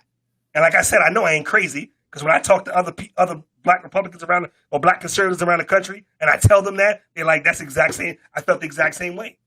The exact same way. So as the new guy, blinged up, hat to the back, Brooklyn, New York, you know what I'm saying? You get the other individuals who ain't like that. Right. And they feel threatened. Or they feel that you're going to mess up the status quo. You don't fit in. Exactly. So they feel threatened. So they feel like they have to hold on a little bit of tight to whatever power they think they have, or to whatever control they think they have of the individuals who are the decision makers. Those are the gatekeepers. That's why I tell you, how is it possible that Ron DeSantis and Rick Scott, running for public office, come to Jacksonville 50 times and never go into the black community, never go to Edward Waters College, never? Because they don't need the black vote. Not only don't they need the black vote, I'm telling you, they was told not to go there. That they don't need to go there. Yeah. That's wrong. Is it wrong? Because they're in office. So is it wrong? Wrong because you say so? It's wrong because it didn't, because you need to you need to check the other people? Or is it wrong because you're not going to win? Because they ain't never done it, yet we keep having Republican governors. So what it's wrong is that he should, both of them should have went to that neighborhood to those areas because you represent those people. Period. That's period, point blank. That's first and foremost. You take them slings and arrows. I tell you what. It only gets right when it becomes an integrity. It becomes an integrity thing. But who are you? Wait. Here's the thing, though. You were voted in office. You weren't voted in office by these people because these people don't vote. So, do you go and talk to people that don't vote? That's not going to change anything. That historically, it's not going to do anything. Or do you go the campaign? Say again. I said during the campaign. But again, it doesn't. The system that they have, whatever you want to call it, racist, you want to say they just marginalize people, you want to say whatever you want to say, when it's all said and done, we have yet again another white Republican governor, which means that we had this one here, Ron DeSantis. Then before that, we had 2 terms of Rick Scott. So we're looking at that's 12 years of a business model that is winning. Who was before Rick Scott? Jeb Bush.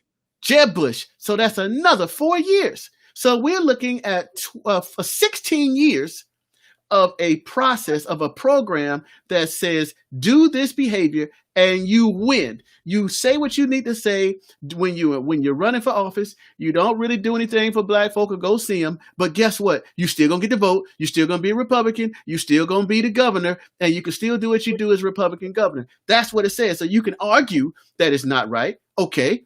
But when it comes to the, okay, I'm not sure the point you're making. It isn't the point I'm making. The formula for winning is right for them because they keep winning. Yes. They don't have to pay attention to us because there's not enough of us.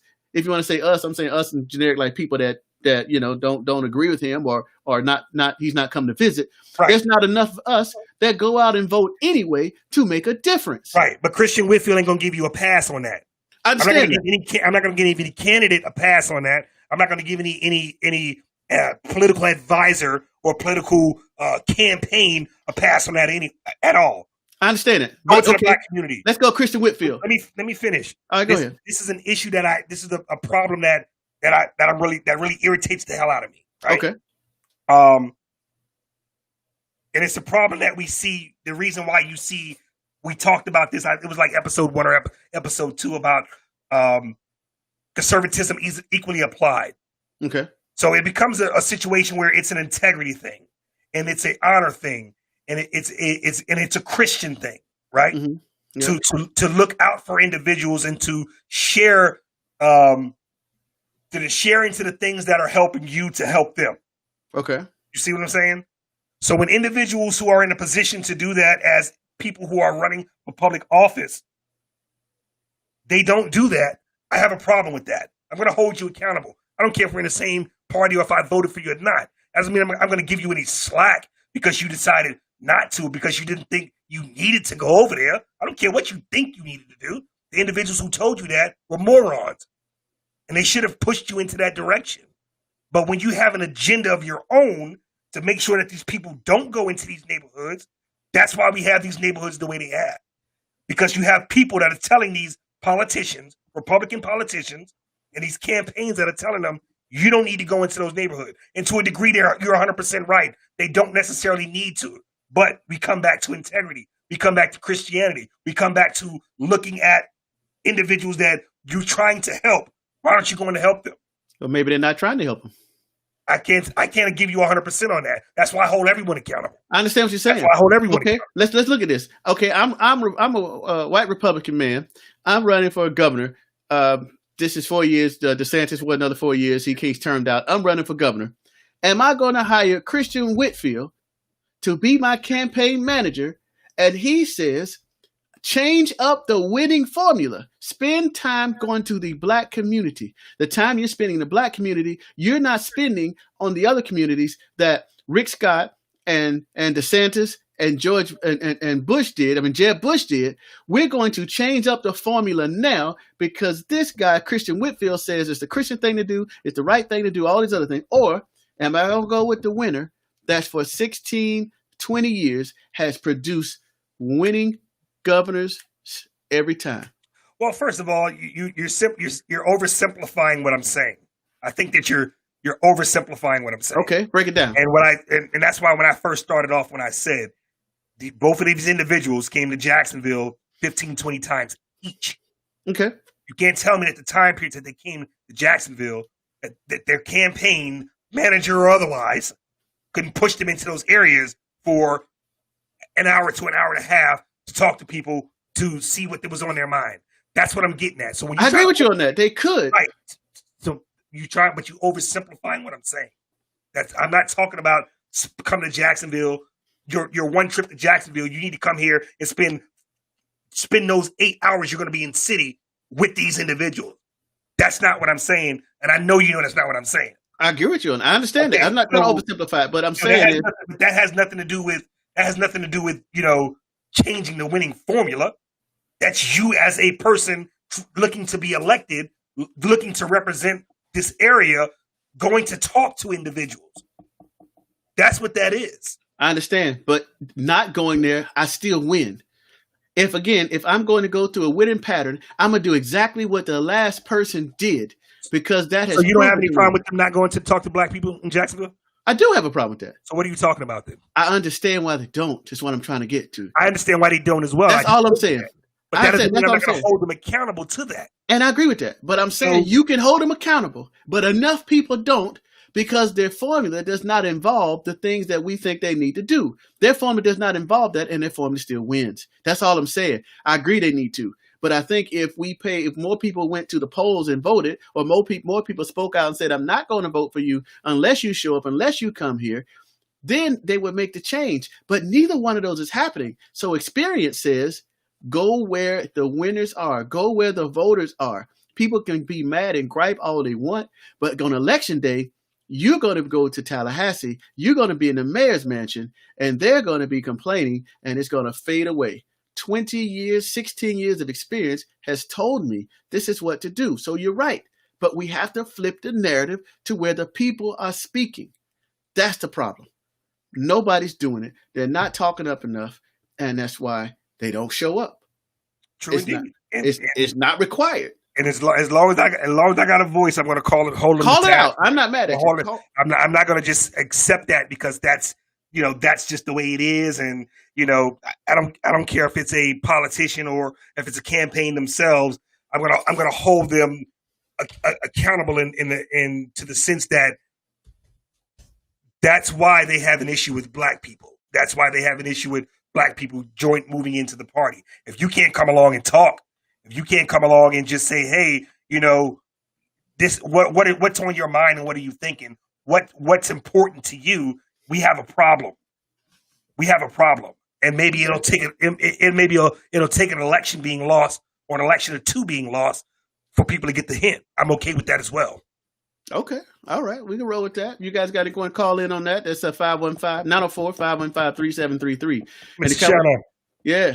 She said that there was not other black conservatives that challenged him to keep the My Brother's Keeper initiative. Honestly, I don't believe there was. I certainly don't believe there was. I don't believe there was anyone pushing any black conservative, or should I say black Republicans, pushing for the president to maintain the My Brother's Keeper initiative. I didn't hear it either. I didn't hear Tim Scott say anything about it. Right. We're talking from the transition team.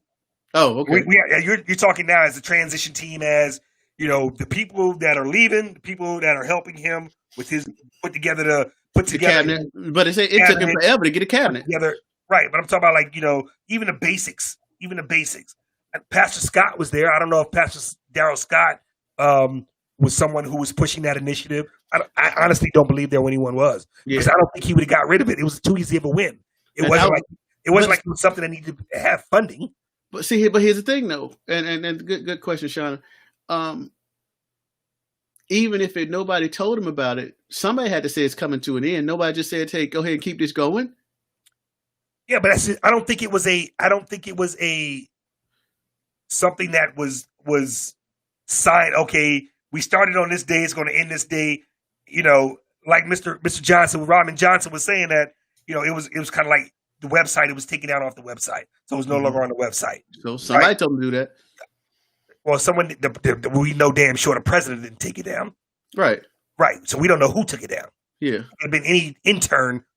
Let me get rid of this. You see what I'm saying? Yeah. That's not really the point I'm getting at. Her point, Ishana's point is excellent, though. Was there any other individuals that was challenging him or even discussed that with him? Hey, when you get into office, are you looking at extending this? Are you looking at making this bigger than what it is? Are you looking at doing anything with this? To answer her question, I honestly can say I don't know that answer. And I don't believe that there anyone that was. I don't think anyone was thinking about that. And that's what I was looking at while Rockman was talking. I was pulling up the information on our Brother's Keeper, trying to see what happened with that. And I don't see anywhere anybody giving any pushback after Trump came in office. I don't see where anybody said keep it going. Yeah. Yeah. And he had there was several black individuals we met two of them here that was on the transition team. It was Ashley Bell, who's now he does a Small Business Association. He's a director. He went to the State Department after, and then Mr. What's his name? Black guy. Ooh. I cannot think of his name. Elroy Saylor. Okay. Because they came to Jacksonville. Mr. Elroy Saylor, I know he was a part of the transition team as well. And so I don't know if they ever discussed that with the president or the president's staff or the president's team. And you see what I'm saying? So it's hard for me to believe that anyone did. Yeah. I don't think anyone did. So that was just something to take a look at. That's good stuff to appreciate that being brought up. So let's go on. We talk about the winning elections and we were just talking about. There's something going on that's called ballot harvesting, Christian. Yes. And are you familiar with ballot harvesting? Yes, I am a little bit. I am a little bit familiar with it, but go ahead and explain to the people exactly what ballot harvesting is. Ballot harvesting is basically third parties collecting ballots on your behalf and promising to go ahead and turn them in to take them down to the supervisor elections office so they can be counted for properly. Now, if we're at a time of election, we're at a time where this election is so important, I'm not exactly sure that I want to give my vote to a ballot harvester.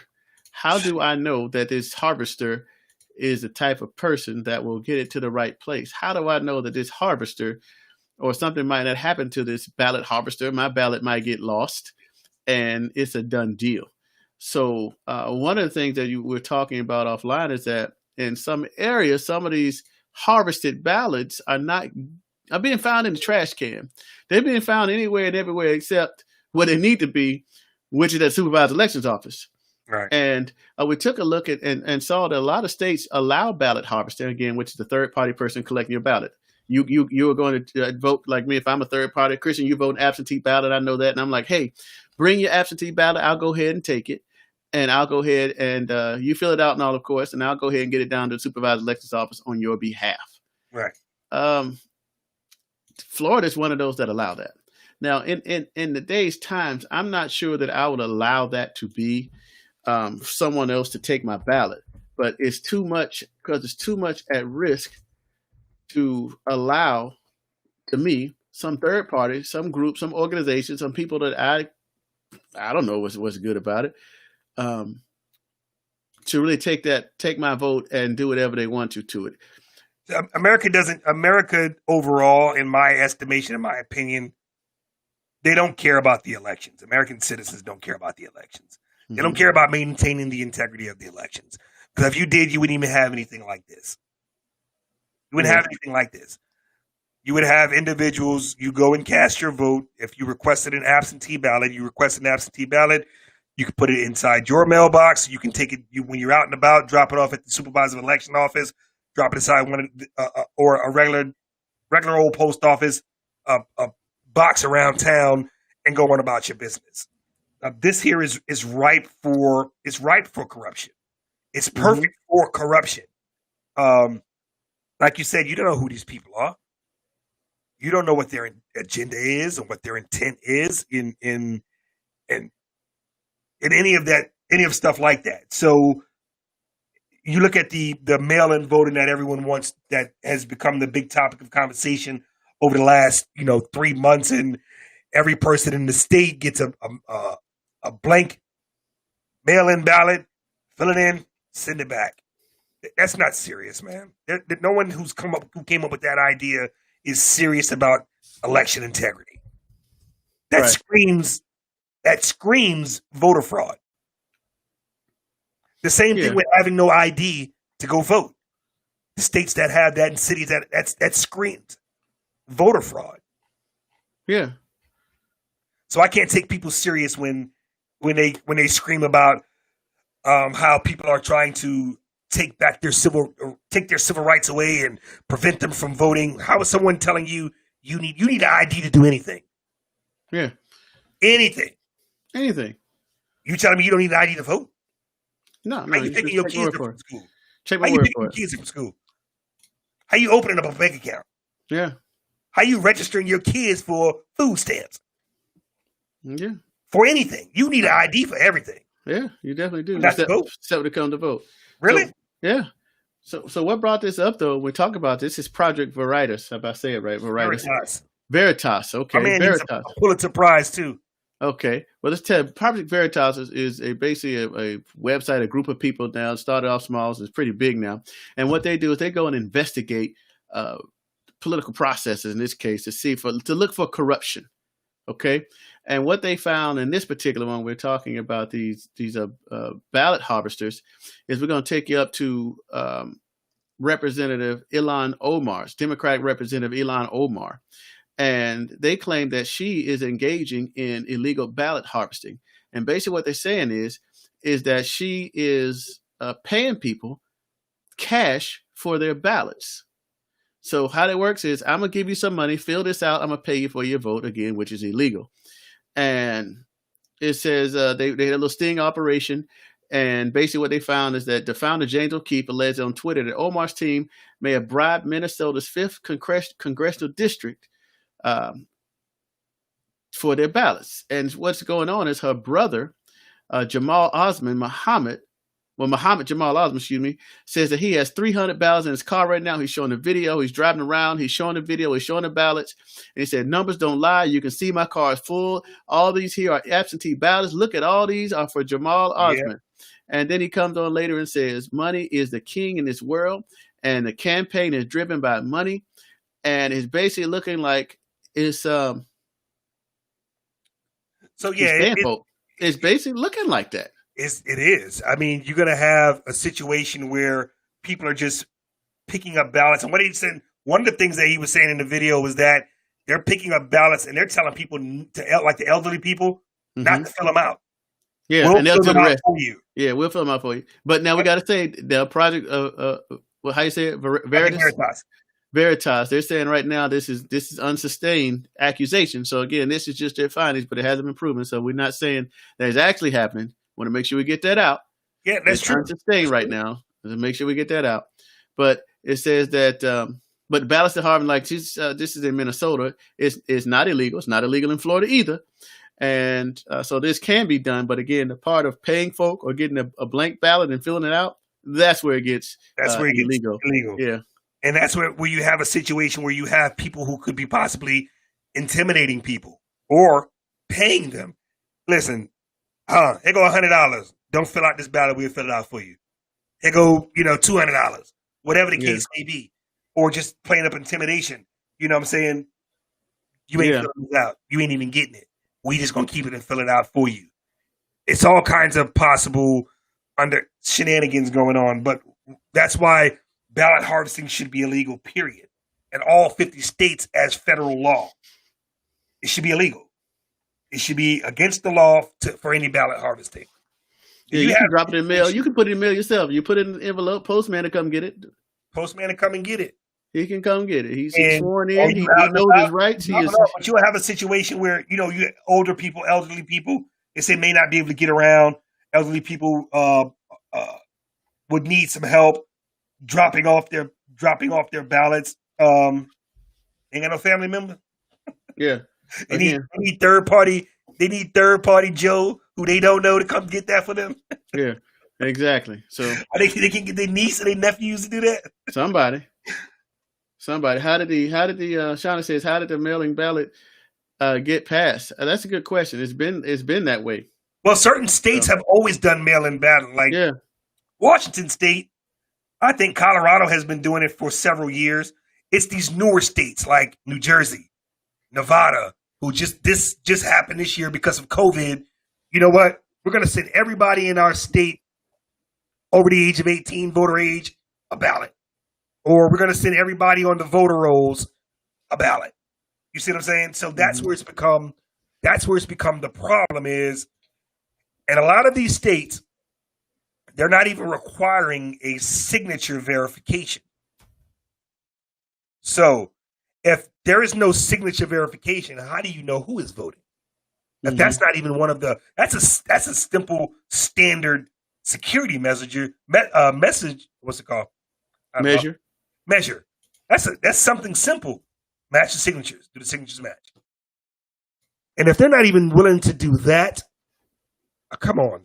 you're asking for trouble, and I believe they're doing it because they want chaos to take place on November 3rd. They want it to get to a position where Nancy Pelosi is a deciding factor and de facto president for those several little days or however long it may be, 2 or 3 months. Now flip it back, and that's why they say one reason why Donald Trump and the Republicans are pushing to get another conservative in the Supreme Court to line it up in case it goes to the point that where it has to go all the way up to the Supreme Court to decide on who's going to be president or not. That interpretation, they wanted to go, of course, towards Donald Trump. And then it makes sense. If it was a Democrat in office, they would be putting somebody in that would lean it that way. But that's one of the arguments of people saying why the Republicans are trying so hard to get this Supreme Court justice in when 40 days outside of the election when President Obama was president. They had like 10 months, and the Republicans were saying, oh, that's not enough time. But now they're saying we can get it done in 40 days, but we couldn't get it done in 10 months last time. So go figure. But again, it all ties together, ladies and gentlemen. It all ties together. Right. The president, the Congress, and the judiciary, they all tie together. They're separate, but they all work together for a purpose. And sometimes it's not the best purpose, but we need to understand that. We've had that conversation already concerning that. You see, I sound a little Joe Biden. See? I couldn't get out measure and messenger. I kept saying messenger, and I'm trying to say measure. I got a little Joe Biden in me. I wouldn't. That's not to brag about, Christian. That's not. I got a little Joe Biden. I had my Joe Biden moment. Man, did you hear Joe Biden earlier today though when he was saying that some black women? The reason why he was able to stay in lockdown because some black woman was able to stack grocery shelves. Wow. That was like didn't make any sense. People say it was a racist issue. We'll talk about that. But Biden, when they're talking about some black women were able to stack grocery shelves, that's why he could stay in lockdown. My man said he went to he said that yesterday. Too. He went to HBCU? What, he drove he by went it? To Delaware State University, HBCU. He drove by it? What do you mean he went to it? Oh, he got called out on that big time. Okay. Like you said, he went to Delaware State University. And did what? Got his shoes shine? I'm saying, what did he do when he got there? That's the question. Listen, he said he attended. He said he was a drum major. Really? I hear you say all that. Okay, come on now. He said he attended, and it was. I think it was a slip of the tongue. I don't think it was nothing malicious. But of course, it was made a big deal by a lot of people. Oh my God, he said he attended a HBCU. Yeah, we kind of knew what he was getting at. He's old and decrepit. Yeah, but in defense, when you do a whole lot of talking, you're bound to have a slip of the tongue. Well, first of all, I'm going to stop you right there because Joe Biden does not do a whole lot of talking. He's been talking for all his life. Well, listen, this man has for the last week and a half, he has been calling a lid on his campaign at 9:30 in the morning, meaning they ain't taking no press, they ain't answering no questions, they ain't going nowhere, they ain't doing nothing. Probably because he rehearsed. Tomorrow is the day, and we need to talk about that. Tomorrow is the day. Tomorrow is the day. What's happening tomorrow, ladies and gentlemen? It is the first presidential debate for the 2020 United States presidency. Donald J. Trump against Uncle Joe Biden. What are you expecting? I'm expecting, as far as give me what you mean, like questions or?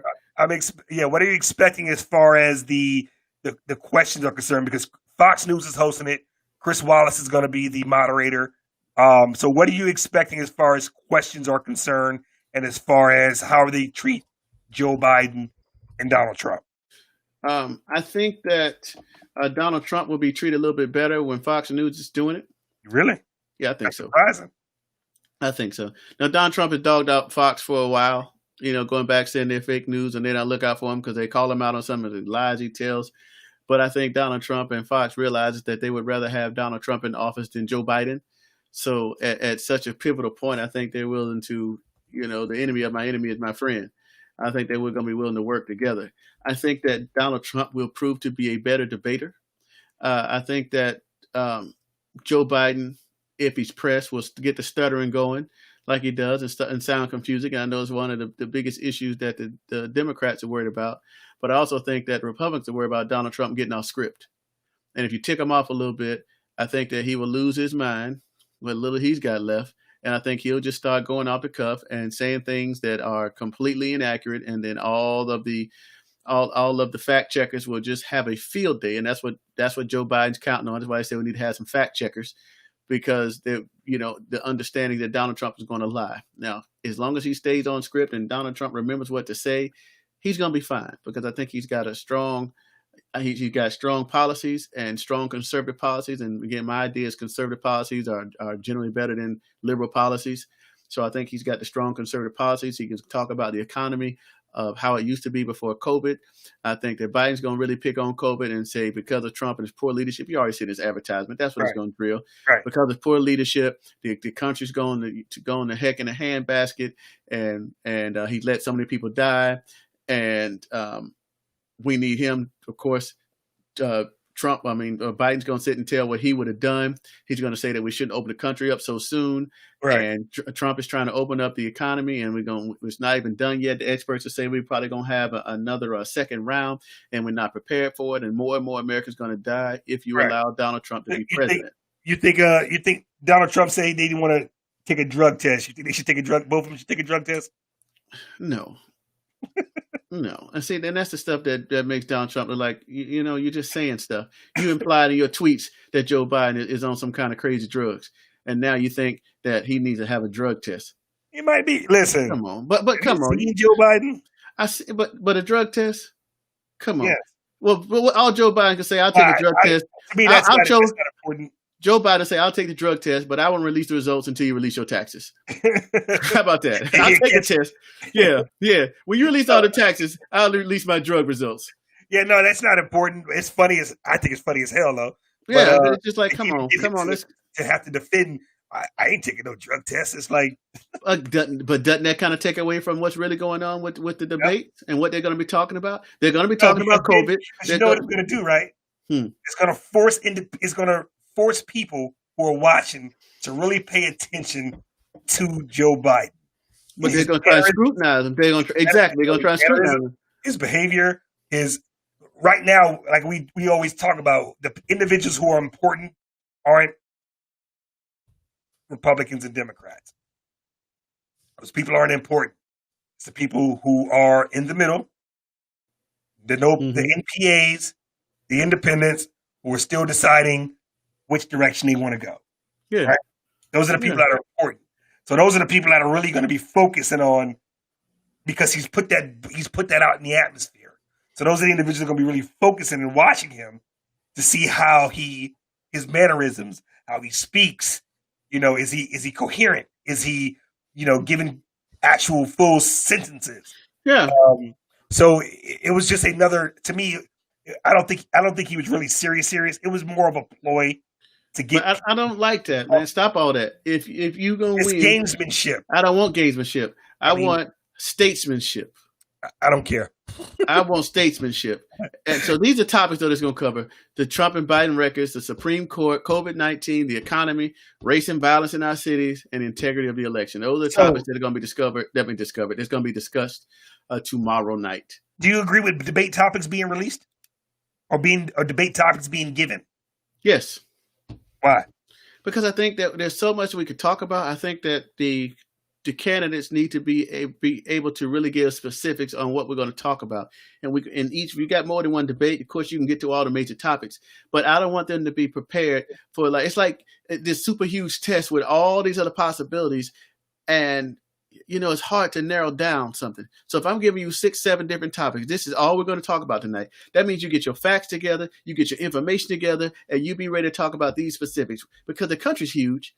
The president's job is huge. That's why he's got all these people in his cabinet, 2,800 people are part of his cabinet, because he needs all that to run. So just to tell him to come on and be ready for any possibility, I think all the questions have to be too generic. So narrow these things down. Supreme Court, tell me what you think about this. COVID-19, tell me what you think about this. Now, next time we talk, we ain't talking about this stuff anymore. We're going to go into some other things. Maybe we'll talk about the veterans. Maybe we'll talk about the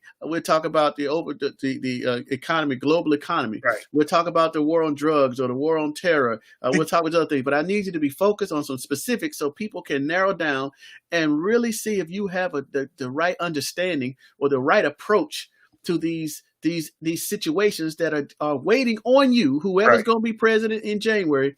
These things are going to be waiting on you day one. Terrorists are coming. They try and kill us every day. Is that on the list? It's not on this one, but I'm sure it's coming. It's not on this one, but it's on the future ones. But again, for this one, for tomorrow, is their records, Trump and Biden records, the Supreme Court, what we're going to do with that, COVID-19, how we're going to fix that. That's what I said. They're going to talk about what Trump did or didn't do, and Biden's probably going to, of course, tell what he would have done and how terrible Trump was at it. Mm-hmm. They're going to talk about the economy again, which is kind of tied into COVID-19 because everything was tanked after COVID-19. Right. Then, of course, they're going to talk about the race and violence in the cities.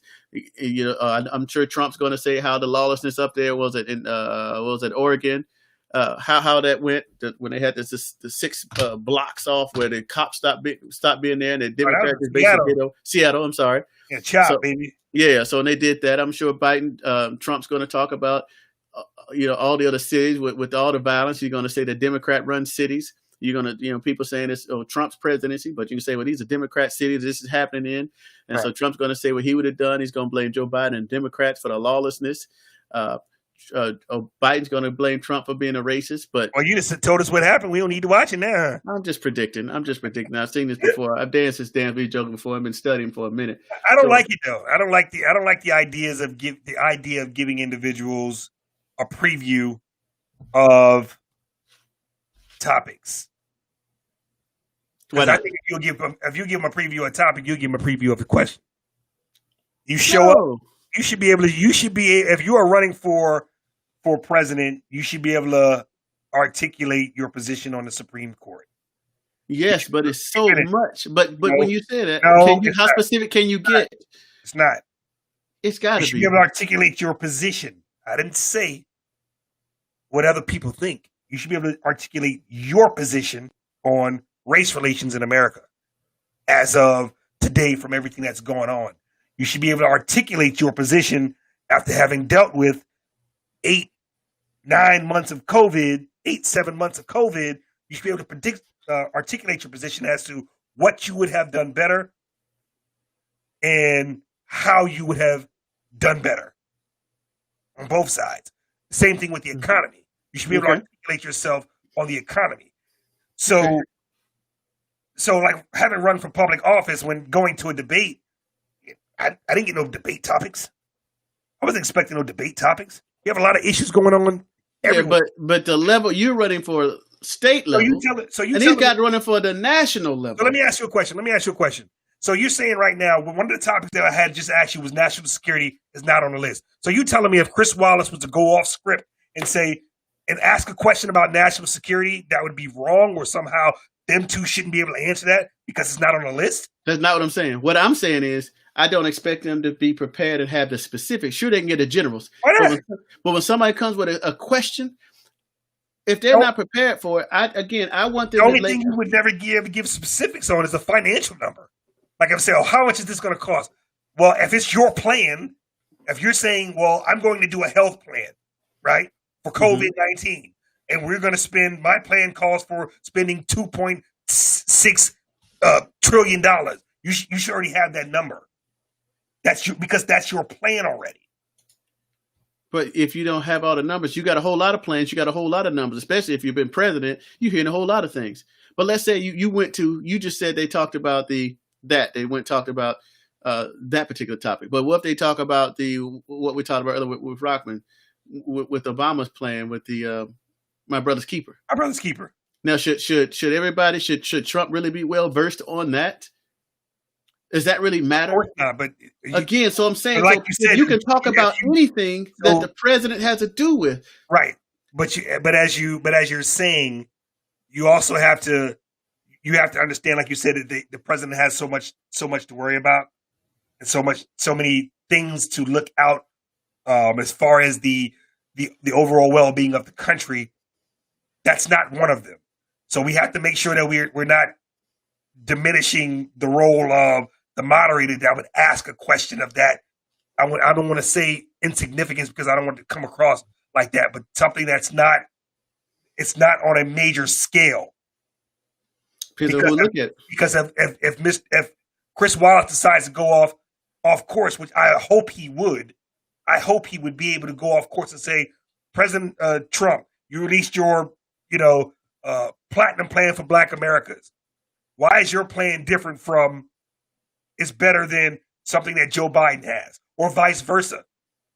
Mr. Biden, President Trump opened up his plan on Friday. Where is your plan? Biden should be able to say, here is my plan. This is what's in my plan. What's in my plan, but you can't say why is your plan different from the other ones, because I haven't had time to study that guy's plan. I've been worried about these other things. I'm not worried about what this other guy says do. I know my plan is great. This is what it is. You can do the comparison if you want to, but let me tell you what I'm gonna do with my plan. But that's just the answer. But that's so generic. Anybody can say that. that. I'm not even running for president, and I just said it. So it's not the guy who gonna need some drugs. The plan, see, like the plan in Peanuts. Yeah. Okay. I give you that, but I just think you got your opinion, I got mine. I just think that they need to be specific, because we can really drill down if the model is right. You can really drill down, and the people can see, and hopefully the more questions you can ask about specific topics, the more you can drill down, the more you can weed out the bull crap that these jokers probably going to be saying. No, I get you. I want that to be drilled down. I get you. I'm tired of these politicians, which is garbage, man. And, to me, no matter who becomes president, we going to lose. That's the bottom line, in my opinion. It depends on what you want to lose with. That's my opinion. I don't think Trump is not presidential, and Joe Biden sure ain't presidential. So no matter what, we're going to lose. It's just, I think that Trump is better than Joe Biden in more ways than not. But I think that Trump is still not good enough to be president of the United States. Let me ask you this, because I have seen this a little bit, not as much as recently. Do you think the libertarian person Joe Jorgensen should be allowed to vote? No. Why is that? Should be on the stage? Allowed to debate. No. And the simple reason why is because she hasn't garnered enough support. If she'd been working, I didn't hear about her for 3-4 weeks ago until I finally heard about her. She has not garnered enough support to really be on a national stage. She should have been working harder. The Libertarian Party should have been doing more to get a word across. If she can get 3%, 5% of the people, then you earn your little spot. We'll get you up on here. But one, your policies are utterly ridiculous. Well, that's my opinion, but you did say, do I think? Your policies are utterly ridiculous. You don't even do the libertarians any justice. I got a lot of libertarian views, but the stuff that they say is just like, you too far gone. You're too far. No, you just. So let me ask you. So this is where I have a problem with, not necessarily a problem, but a question for a lot of folks out there. Okay. They hate Republicans. They hate Democrats. Mm-hmm. I hate both sides. Both sides ain't never do nothing. Hey, we need a third party. But when a third party is present, no one ever supports the third party. No, we need a good third party. We need a good third party. No, but that's to see. That's the difference. Just any old person showing up. That's like saying anybody but Trump. No, we don't need anybody but Trump. Oh, okay, go ahead. I ain't say just any old party, because you've had situations in the past where there's been multiple third party candidates that have put. Hell, I'm pretty sure there's someone running, like 2016 when we had Jill Stein from the Green Party. Yeah, garbage. And 2016 also we had Johnson Well from the Libertarian Party. Garbage. So the problem is So either you fix. You stay and you fix the side that you align with to make it better, or you stop complaining and you get out of the game. Because you can't say that both sides are crappy, both sides offer horrible candidates, and then when the third party comes along, you don't even support them either. Well, the third party sucks too. Well, damn, you just complain. You just a complaining individual, ain't you?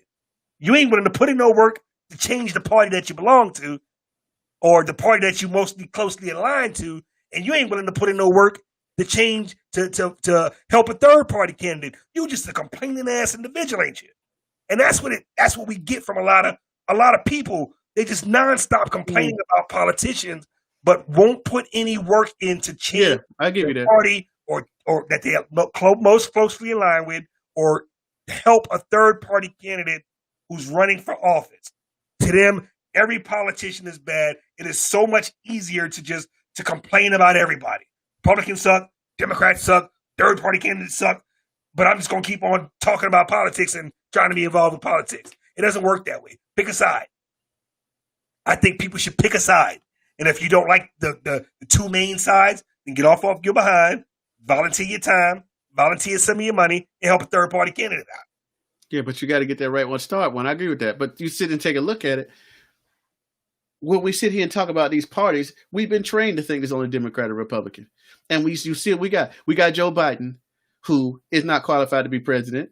We got Donald Trump, who's not qualified to be president. But one of them is going to be the president. I wouldn't say not qualified. They qualified to be president. Come on. Okay. They qualified to be president. They qualify as far as 35 years old, being United States last 14 straight years, and a natural born citizen. They qualify that way. But as far as qualified, as far as behavior, as far as statute, as far as the roles of the president, as far as being dignified, as far as being honorary, all those times, they're not doing that. As far as being respectful, as far as not lying to the people, as far as looking out for all people, all Americans that you say, they're not qualified. They don't do that. One of the main things, when we talk about these quality or qualification, is stop lying to the people on your platform. Stop lying to the people when you come to office. You say you're going to do these things. Donald Trump's lied on these things. Joe Biden comes back and says he's going to do all these things, but he's never done them. Joe Biden is like you say, he doesn't seem like he's got it all upstairs. And Joe Biden had done any policies that help black people. He's actually done policies that hurt black people. Joe Biden policies, what he talks about is raising taxes. I don't like raising taxes. Raising taxes have never done anything for any kind of government, but put it more in debt because it keeps people from investing. It shuts the stock market down. It slows down creativity, which is what spurs on more money, more jobs, which you can get more taxes. So everything he said, he's running around, running up behind Obama like Obama had a great thing. Obama rose the deficit faster than any president before him in the history of presidencies, and he wants to come off this. Obamacare was a big lie. They lied on that all day long about the structure of it, what it's going to do, how much it's going to cost, even that they lied to us about how they got it passed. We saw that, and the guy Gruber came out and said they structured Obamacare so people be confused because they just want everybody to do it. Nancy Pelosi said all the people, if you got to pass it to take a look at it. Once you pass it, you can see what it means, which is backwards when it comes to politicians. So they do these things, and then they come back and say, well, you got to make a choice between the two. No, it don't. You have to make a choice between the two. Don't vote. That's your choice. You can do that as well. There you go. You can do that as well. But again, you look at these politicians, you ask yourself, again, as I said earlier, you ask yourself, with people screaming and hollering about the things that's not getting done, you got people that like some things that are conservative. You got people that like the things that are liberal. Most people aren't just one way all the way down the line. Why don't these two parties get together and work together and do things so we all like them? Why don't they do so more that it'll be easier for all us to get along? They argue all day long. What do they do? They get post offices named after people in the city. Let's say policies that matter. Policies that matter. You said you'll when it comes to, I'm not a big bipartisan person. I'm not one of those people that's we need bipartisanship. Mm-hmm. I didn't vote for, like, John Rutherford's my congressman. I didn't vote for John Rutherford to go to Washington D.C. to be bipartisan. I voted for him to go to Washington D.C. to push conservative values and conservative policy, period. Okay. Now, if he wants to work with, bringing money back to Jacksonville with Al Lawson and getting a building named after a famous person here in Jacksonville, a post office, I don't have any issue. That's fine. That's the way it's supposed to be. That's working together. But a lot of people consider that to be bipartisan. I don't. To me, that's just common sense. To me. Common sense is not that common. To me, that's common sense. But you will never see, and that's the only time you ever hear people talking about bipartisanship. Yeah, well, I mean, your districts overlapped. Why would you two not work together on bringing money back to the district where the people in both districts work at the Jacksport are going to benefit from money coming to Jacksport? I don't consider that bipartisan at all. Okay, I understand that. But what I'm saying is we have issues that's going on. We can look at the veterans, the veteran situation, how they're still not getting help. 22 veterans committing suicide every day. Yeah. You telling me y'all can't get together? Democrats and Republicans can't get together on that?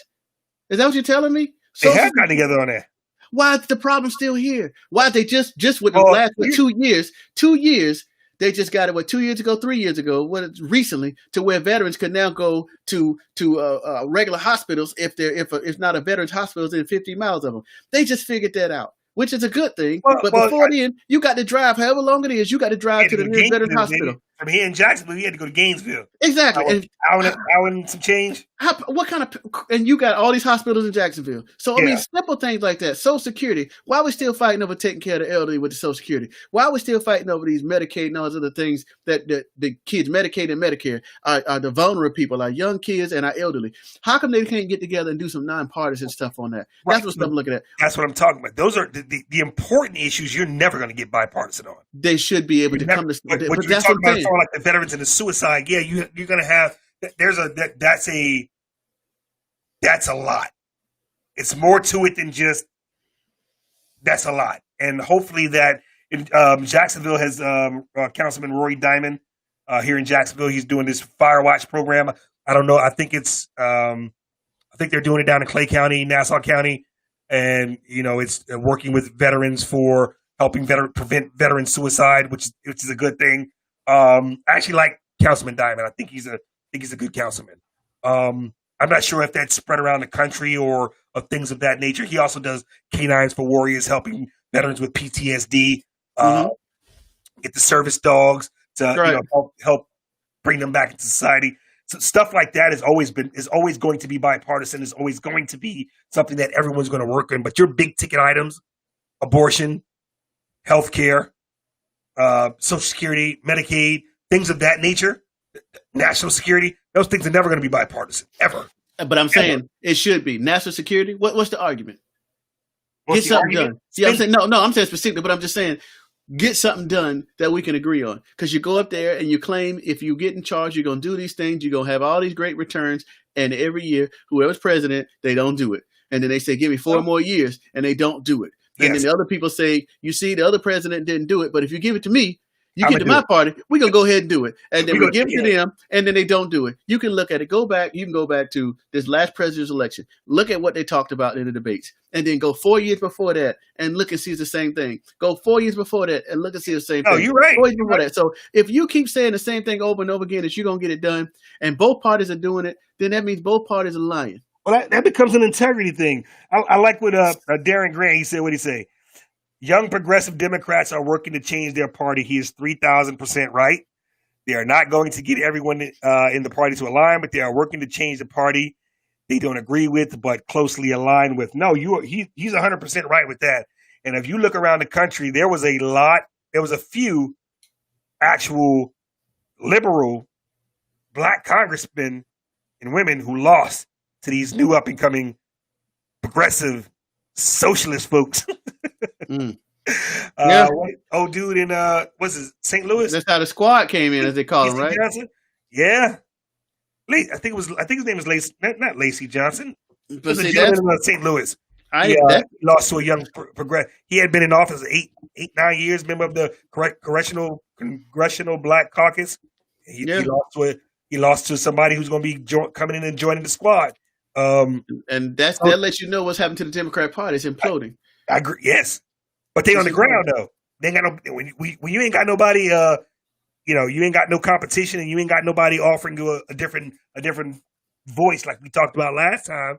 That's just what it is. But no, I agree. Young progressive Democrats are trying to change their party. They're pushing their party more to way to the left. And we'll see how the rest of America and the rest of the party, the Democratic Party itself, comes to terms and comes to grips with that. Because I don't think that's going to last long at all. Not at all. I think they're going to end up eventually, they're going to be around for a little bit, but eventually the party's going to have to right itself. But they've been going through. The party's not going to right itself. It's you done. Don't think so? No, I'll tell you why. Because they're at the point to where they vote God off their platform. Once you take God off your platform, that lets you know that we're not going to have any kind of specific set of values, and we're just going to go how people feel. So when you go how people feel, that's why all these youngsters can come in, and what they talk about is feelings.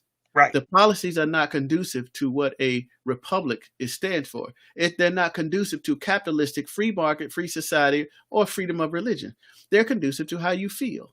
And when people get into those feelings, then what happens is you got a whole lot of people that don't feel like doing any work. You got a whole lot of people that feel like somebody else's money should be theirs, and they pass policies to do that. And in order to get that done, you need more and more people to get in office that feel the same way you do, so you can have a takeover of government, and it just crushes people. And that's how you get in the socialists and the Marxists and those type of regimes, because your own feelings. And what happens is the leadership are the ones that say they know better.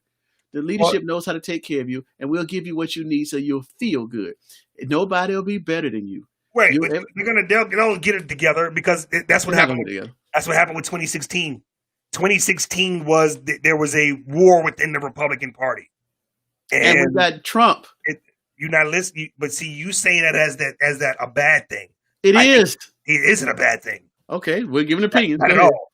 He's the best thing that happened to the Republican Party in the last 50 years, easily.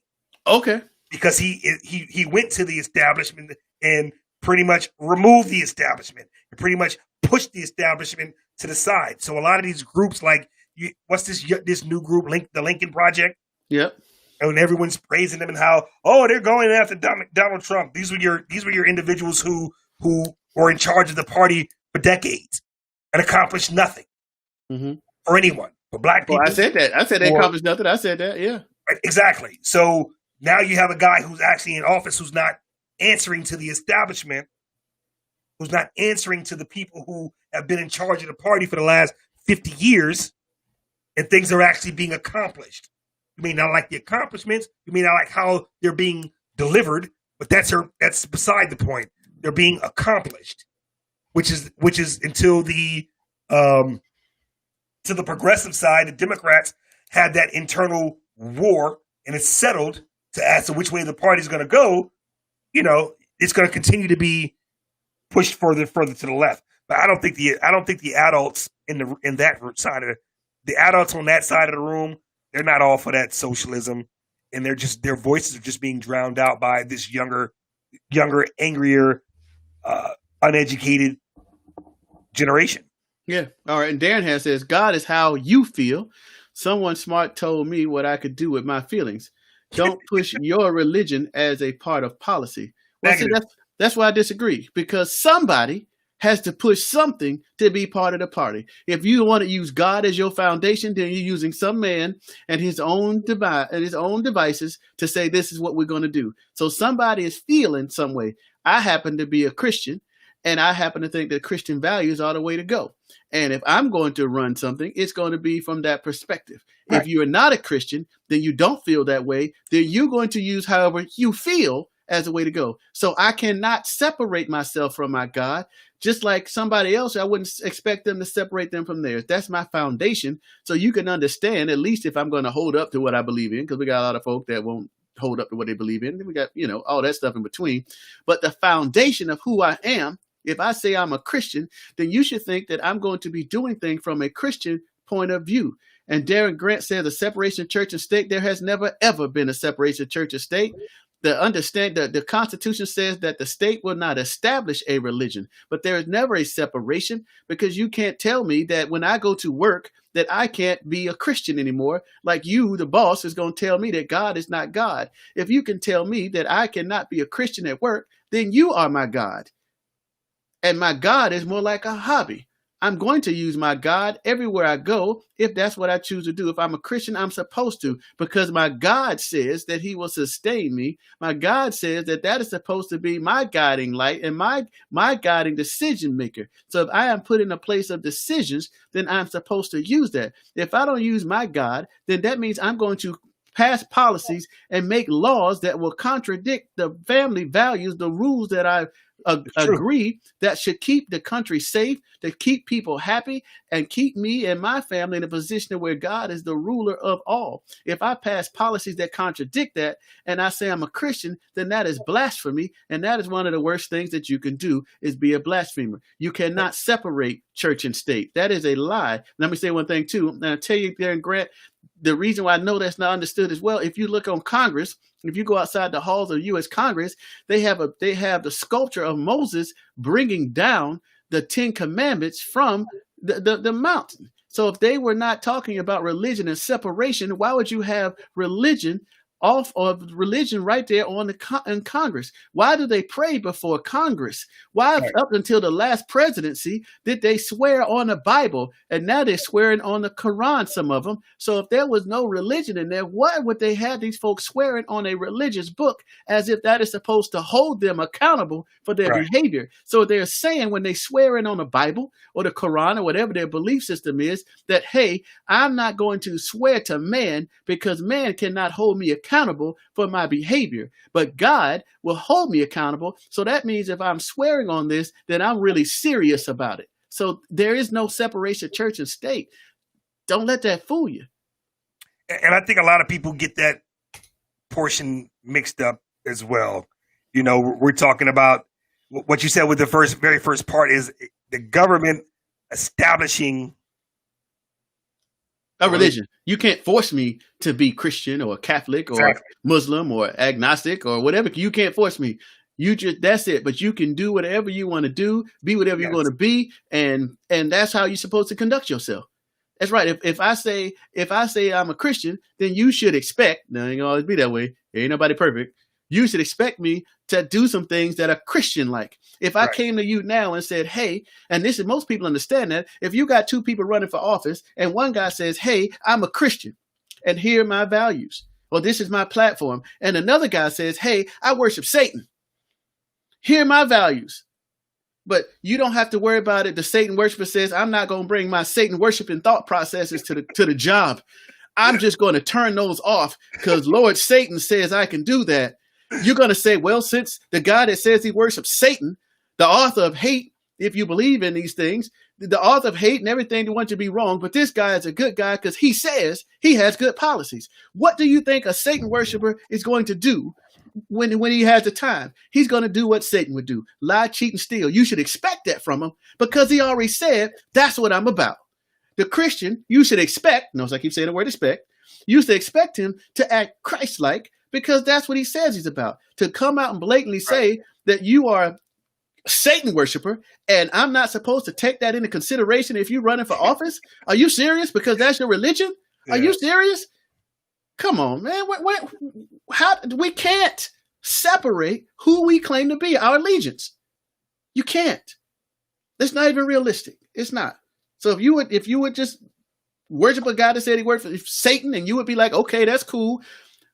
That's you. You one of the few that I don't think would do that. Most folk would like, no. All right. But all right. We got to wrap this up, Christian. It's late. We haven't even got to the Supreme Court, man. ACB. We ain't even got a chance to talk about the notorious ACB. Yo, the people are upset because people have been saying that. Yeah. People are because they stole that. Well, let me hear. Darren says, but religion's how you feel. It's how you feel. If you don't want people to be guided by their feelings, then you no. I said, and I maybe misunderstood me, Darren. People are going to be guided by their feelings. This is what Darren says. But your religion's how you feel if you don't want people to be guided by their feelings.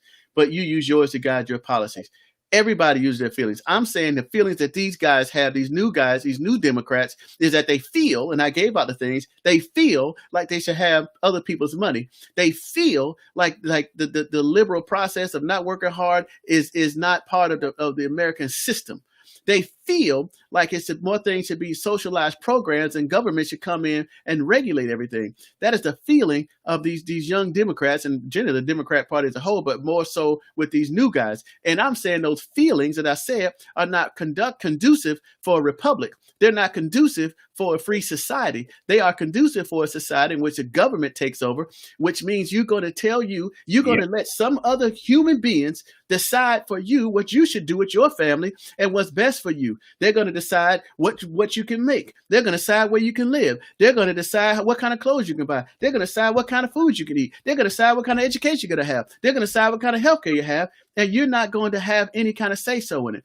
I'm saying what we should go on are Judeo-Christian values in a free market society, which means you, if you have the God-given talent and the God-given inspiration to start a business, you work it. If you got some luck on your side and you become successful, then great for you. Nobody else should come and be mad at you because you're successful and then say because you made X amount of dollars and they didn't, that you're supposed to come and take care of their sorry behinds because they decided to get on drugs, they decided to be alcoholics, they decided not to go to school, or they just picked a job or to pick a service that doesn't pay so much and they feel satisfied. That's fine. But there's no way that you should come and tell me because you don't have what I have that I'm a bad guy and I must have been evil. I must be corrupt. And therefore, I'm supposed to give you what I have. How about you shut up and learn from me? How about you take what you got and do what your God-given talents can give you without trying to blame me? As long as I'm not harming you, as long as I'm not passing any policies or any rules or anything that's going to keep you from being all that you can be, then you should leave me alone as I should leave you alone.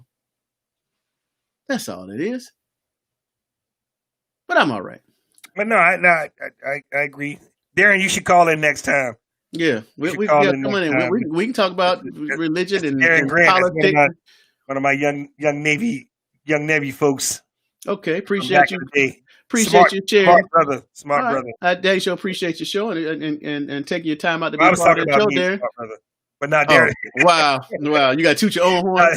If you call yourself smart, you're the only one saying it. That must tell you something. Darren ain't said you a smart brother. Smart brother. Darren ain't said you a smart brother though. Smart young brother and whatnot, and we got a good bright future going on with our community.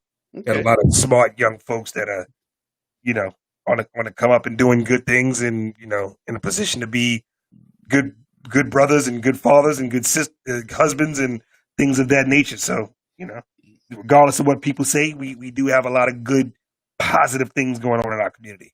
We do. We got to magnify. Starting with our young black men. Yeah, we got to magnify them. That's all. That's it. That's all. I agree with that. Darren, make sure you call in next time. Yeah. Wrap it up, Christian. Give me some wrap up. What we learn today? We've been talking for way over the time I said we're gonna talk. You're always wrong. Wow. I'm always right. That's not what we learned. That's what we always learn at the end of these events. Okay. I appreciate Mr. Johnson calling in, Robin Johnson. I think I met him once before. We was doing I was part of the Jacksonville, what's it called? I don't even remember. I was part of the Human Rights Commission. Okay. And there was an event that they had. This was back when they were talking about the Confederate statues and Confederate monuments and what should be done. And we kind of had like a working group as to what we should do, what the city should do with these Confederate monuments. And it was really good. I think he was part of the group that I was a part of. But I appreciate him calling in and sharing, spending some time and spending some of his thoughts. And they're just plans.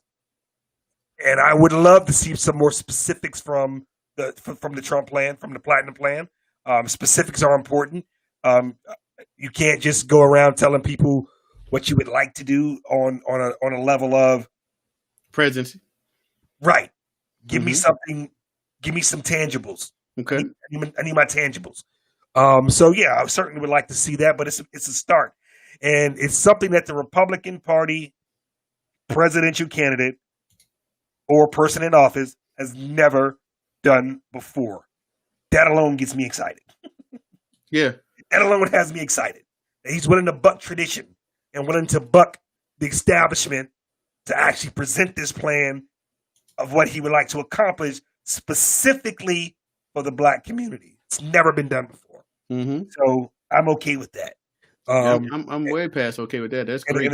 And as long as the individuals who he gets to sell it, can sell it properly. That was another topic we didn't talk about, is the RNC's outreach director, young black brother who I don't know if they cut my man tongue out and he can't speak, or he just banned from talking. But yeah, that's a whole nother topic that we didn't talk about that we were supposed to talk about as well. They need to let that brother speak, and they need to let him be one of the driving forces behind this plan. I've heard nothing but good things about him. Mm-hmm. So I will leave that at that. But they need to let this guy out of whatever cage they have locked him in and let him go do his thing as stop trying to micromanage every black outreach coordinator that the RNC has. They micromanage to death So they end up quitting. Like, did you even know that we had that there was a new outreach director? I didn't know it was a new one. No. Yeah, of course you didn't. So, yeah. Okay. All right. Let me tell you a couple of things we talked about. We talked about of course, the debate is tomorrow night. We definitely want you to tune in. I gave you topics the debate's going to be on. I gave you my opinion of what's going to be said and how it's going to be said. We'll see how accurate I am. Y'all just listen out and you can say, okay, he was right or he was wrong. But either way, I want you to check it out. Again, I'm not trying to convince you to be a Democrat, liberal, or conservative or anything else. I just want to bring some information to you. I'll share my opinion. Christian shares opinion. Again, we take opposing opinions. We don't care. Again, I'm no egos here. I just want people to go out, pay attention, and go vote. If you like Biden, go vote for Biden. All I ask is that you do your research and vote for Biden because you like Biden. If you like Trump, if you like Trump and what he does, do the same thing. It just go and make an educated vote. That's all I'm asking. Hate when people just say, go vote, go vote, go vote. You gotta go vote, you gotta go vote. No, you don't. You gotta do your research. Yes. And then go vote. Yeah. So you got not getting enough people pushing that message of do your research, study the candidates at the federal, state, and local level, school board and all that, and then go vote. Stop telling people to go vote, go vote, go vote. Yep. Your research. Yeah, don't listen to me. Learn the candidates. Right. Don't listen to me because I got my opinions. You go ahead and go formulate yours. Mine might not be yours. So that don't make me right. Don't make you wrong. It just, this is how it is. So do your homework. Go vote. And I agree with homework. It's Tasha Orange. She said, regardless of political, personal, and or religious beliefs, elected officials should represent the needs of all their constituents. Absolutely. Not just the ones that think, feel, or look like them. Absolutely. And if they can't do that, they should not be in office. Absolutely agree with you. With that. I agree with that. 100%. I agree with that. But the problem is we got to hold them accountable. And again, the only way to hold them accountable is we elect people that actually tell the truth about their platform. So what we do is they say one thing and they get in the office and do something totally different, and then we'll let it slide, and then we'll vote for their sorry behinds again as the incumbent. And like, no, you're not even who you said you're going to be. So if we could just get people, if this how you feel, say it. Don't be no punk about it. Go ahead and say it. If this is what you plan on doing, go ahead and say it. So if you win, you can still be true to be you. And when you enact those policies, if you win, you can say, I'm a man or I'm a woman of my word, so vote for me again. Because I told you what I was going to do, and I did it. Or at least I tried to do it, and this is what shot me down, but I'm going to try again. Vote me in office. But that's not what we have. And so that's what we have, people getting surprised. We get shocked when jokers get in office and everything they say they were going to do, it doesn't get done. And that's why I say every 4 years, you listen to the same rants about what's not getting done in the country. Every 4 years, again, look back. It's the same thing they talk about. Same thing. So come on. Let's just, and it's on us. And that's the problem. They know we're going to not do much. So if we spread the word and challenge our fellow people, they would say, don't talk about religion and don't talk about politics. Are you kidding? That's the two most important things we can talk about. Yes, in some countries, your religion affects your politics. In some countries, your politics affects your religion. And if we're not talking about it as individuals, they're making decisions about it in Washington. How come they get to talk about it? Because they certainly talking about it. They certainly talk about it because they pass these rules. You want to talk about it down here. They certainly talking about it up there. They passing the laws that we got to follow. So how come if they're going to represent us, how are they going to know how we feel if we're not talking about it? How are we going to know how we really feel? I got a feeling about abortion. All right, I got my opinion, but I should be able to articulate that because my opinion is somebody else might have a different opinion. Somebody might be able to show me the error of my ways. Or I might be able to show them the error of their ways. Or we might just have to agree to disagree. But the bottom line is we have to have these discussions. You got to have a conversation. And hold these jokers accountable when they go up there. Because if we ain't talking about it, how are we even going to decide if something's right or wrong? So come on. We need to talk about everything that comes through, everything that we got to deal in our life. We as adults have to be talking about it. We got to be able to agree and not be disagreeable. We got to hey, all right. We starting to repeat ourselves now. So ain't nothing new to be said, right? So you're right. Ain't nothing changed. That's how you feel. Okay, cool. That's just how I feel. We can go ahead and change the subject because ain't nothing get done. But at least we had a discussion. If this is your opinion, you ought to be able to put your opinion in the arena of ideas. Put that thing out there on the floor, and you ought to let people beat up your idea and take it and rip it apart, and you ought to be able to defend it. Then you're gonna figure out if you're good or bad or right or wrong, but you'll know, and you'll know that you know. And that's all we're trying to do. So that being that, let's shut it down, Christian. It has been wonderful talking to everybody else. It's been all right talking to you, Christian. Again, this is Black Code Red, ladies and gentlemen. And if you have any questions, please just check us out. We're on YouTube. We're on Facebook. We're on Periscope. We're on Twitter. We're on a whole lot of things. Share this with everybody, or share your questions, share your concerns, and we definitely will address them, and we'll do it best I can. Again, we just want to share some information and learn from each other. We don't have all the answers. You don't have all the answers, but together we might mess around and make this country great. Indeed. All right. So have a great night. Anything you want to say, Christian?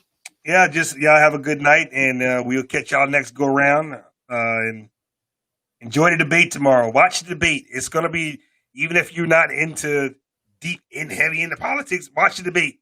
You may hear something you don't like. Maybe it's something that whatever side you fall on, you may be able to address that with, that party. You may pick up something that you never knew and something that you like from the other side, But I doubt that. Right. Listen anyway and watch anyway. It's gonna be entertaining. So I have a wonderful evening, and we catch y'all next go round. All right. Good night. Peace.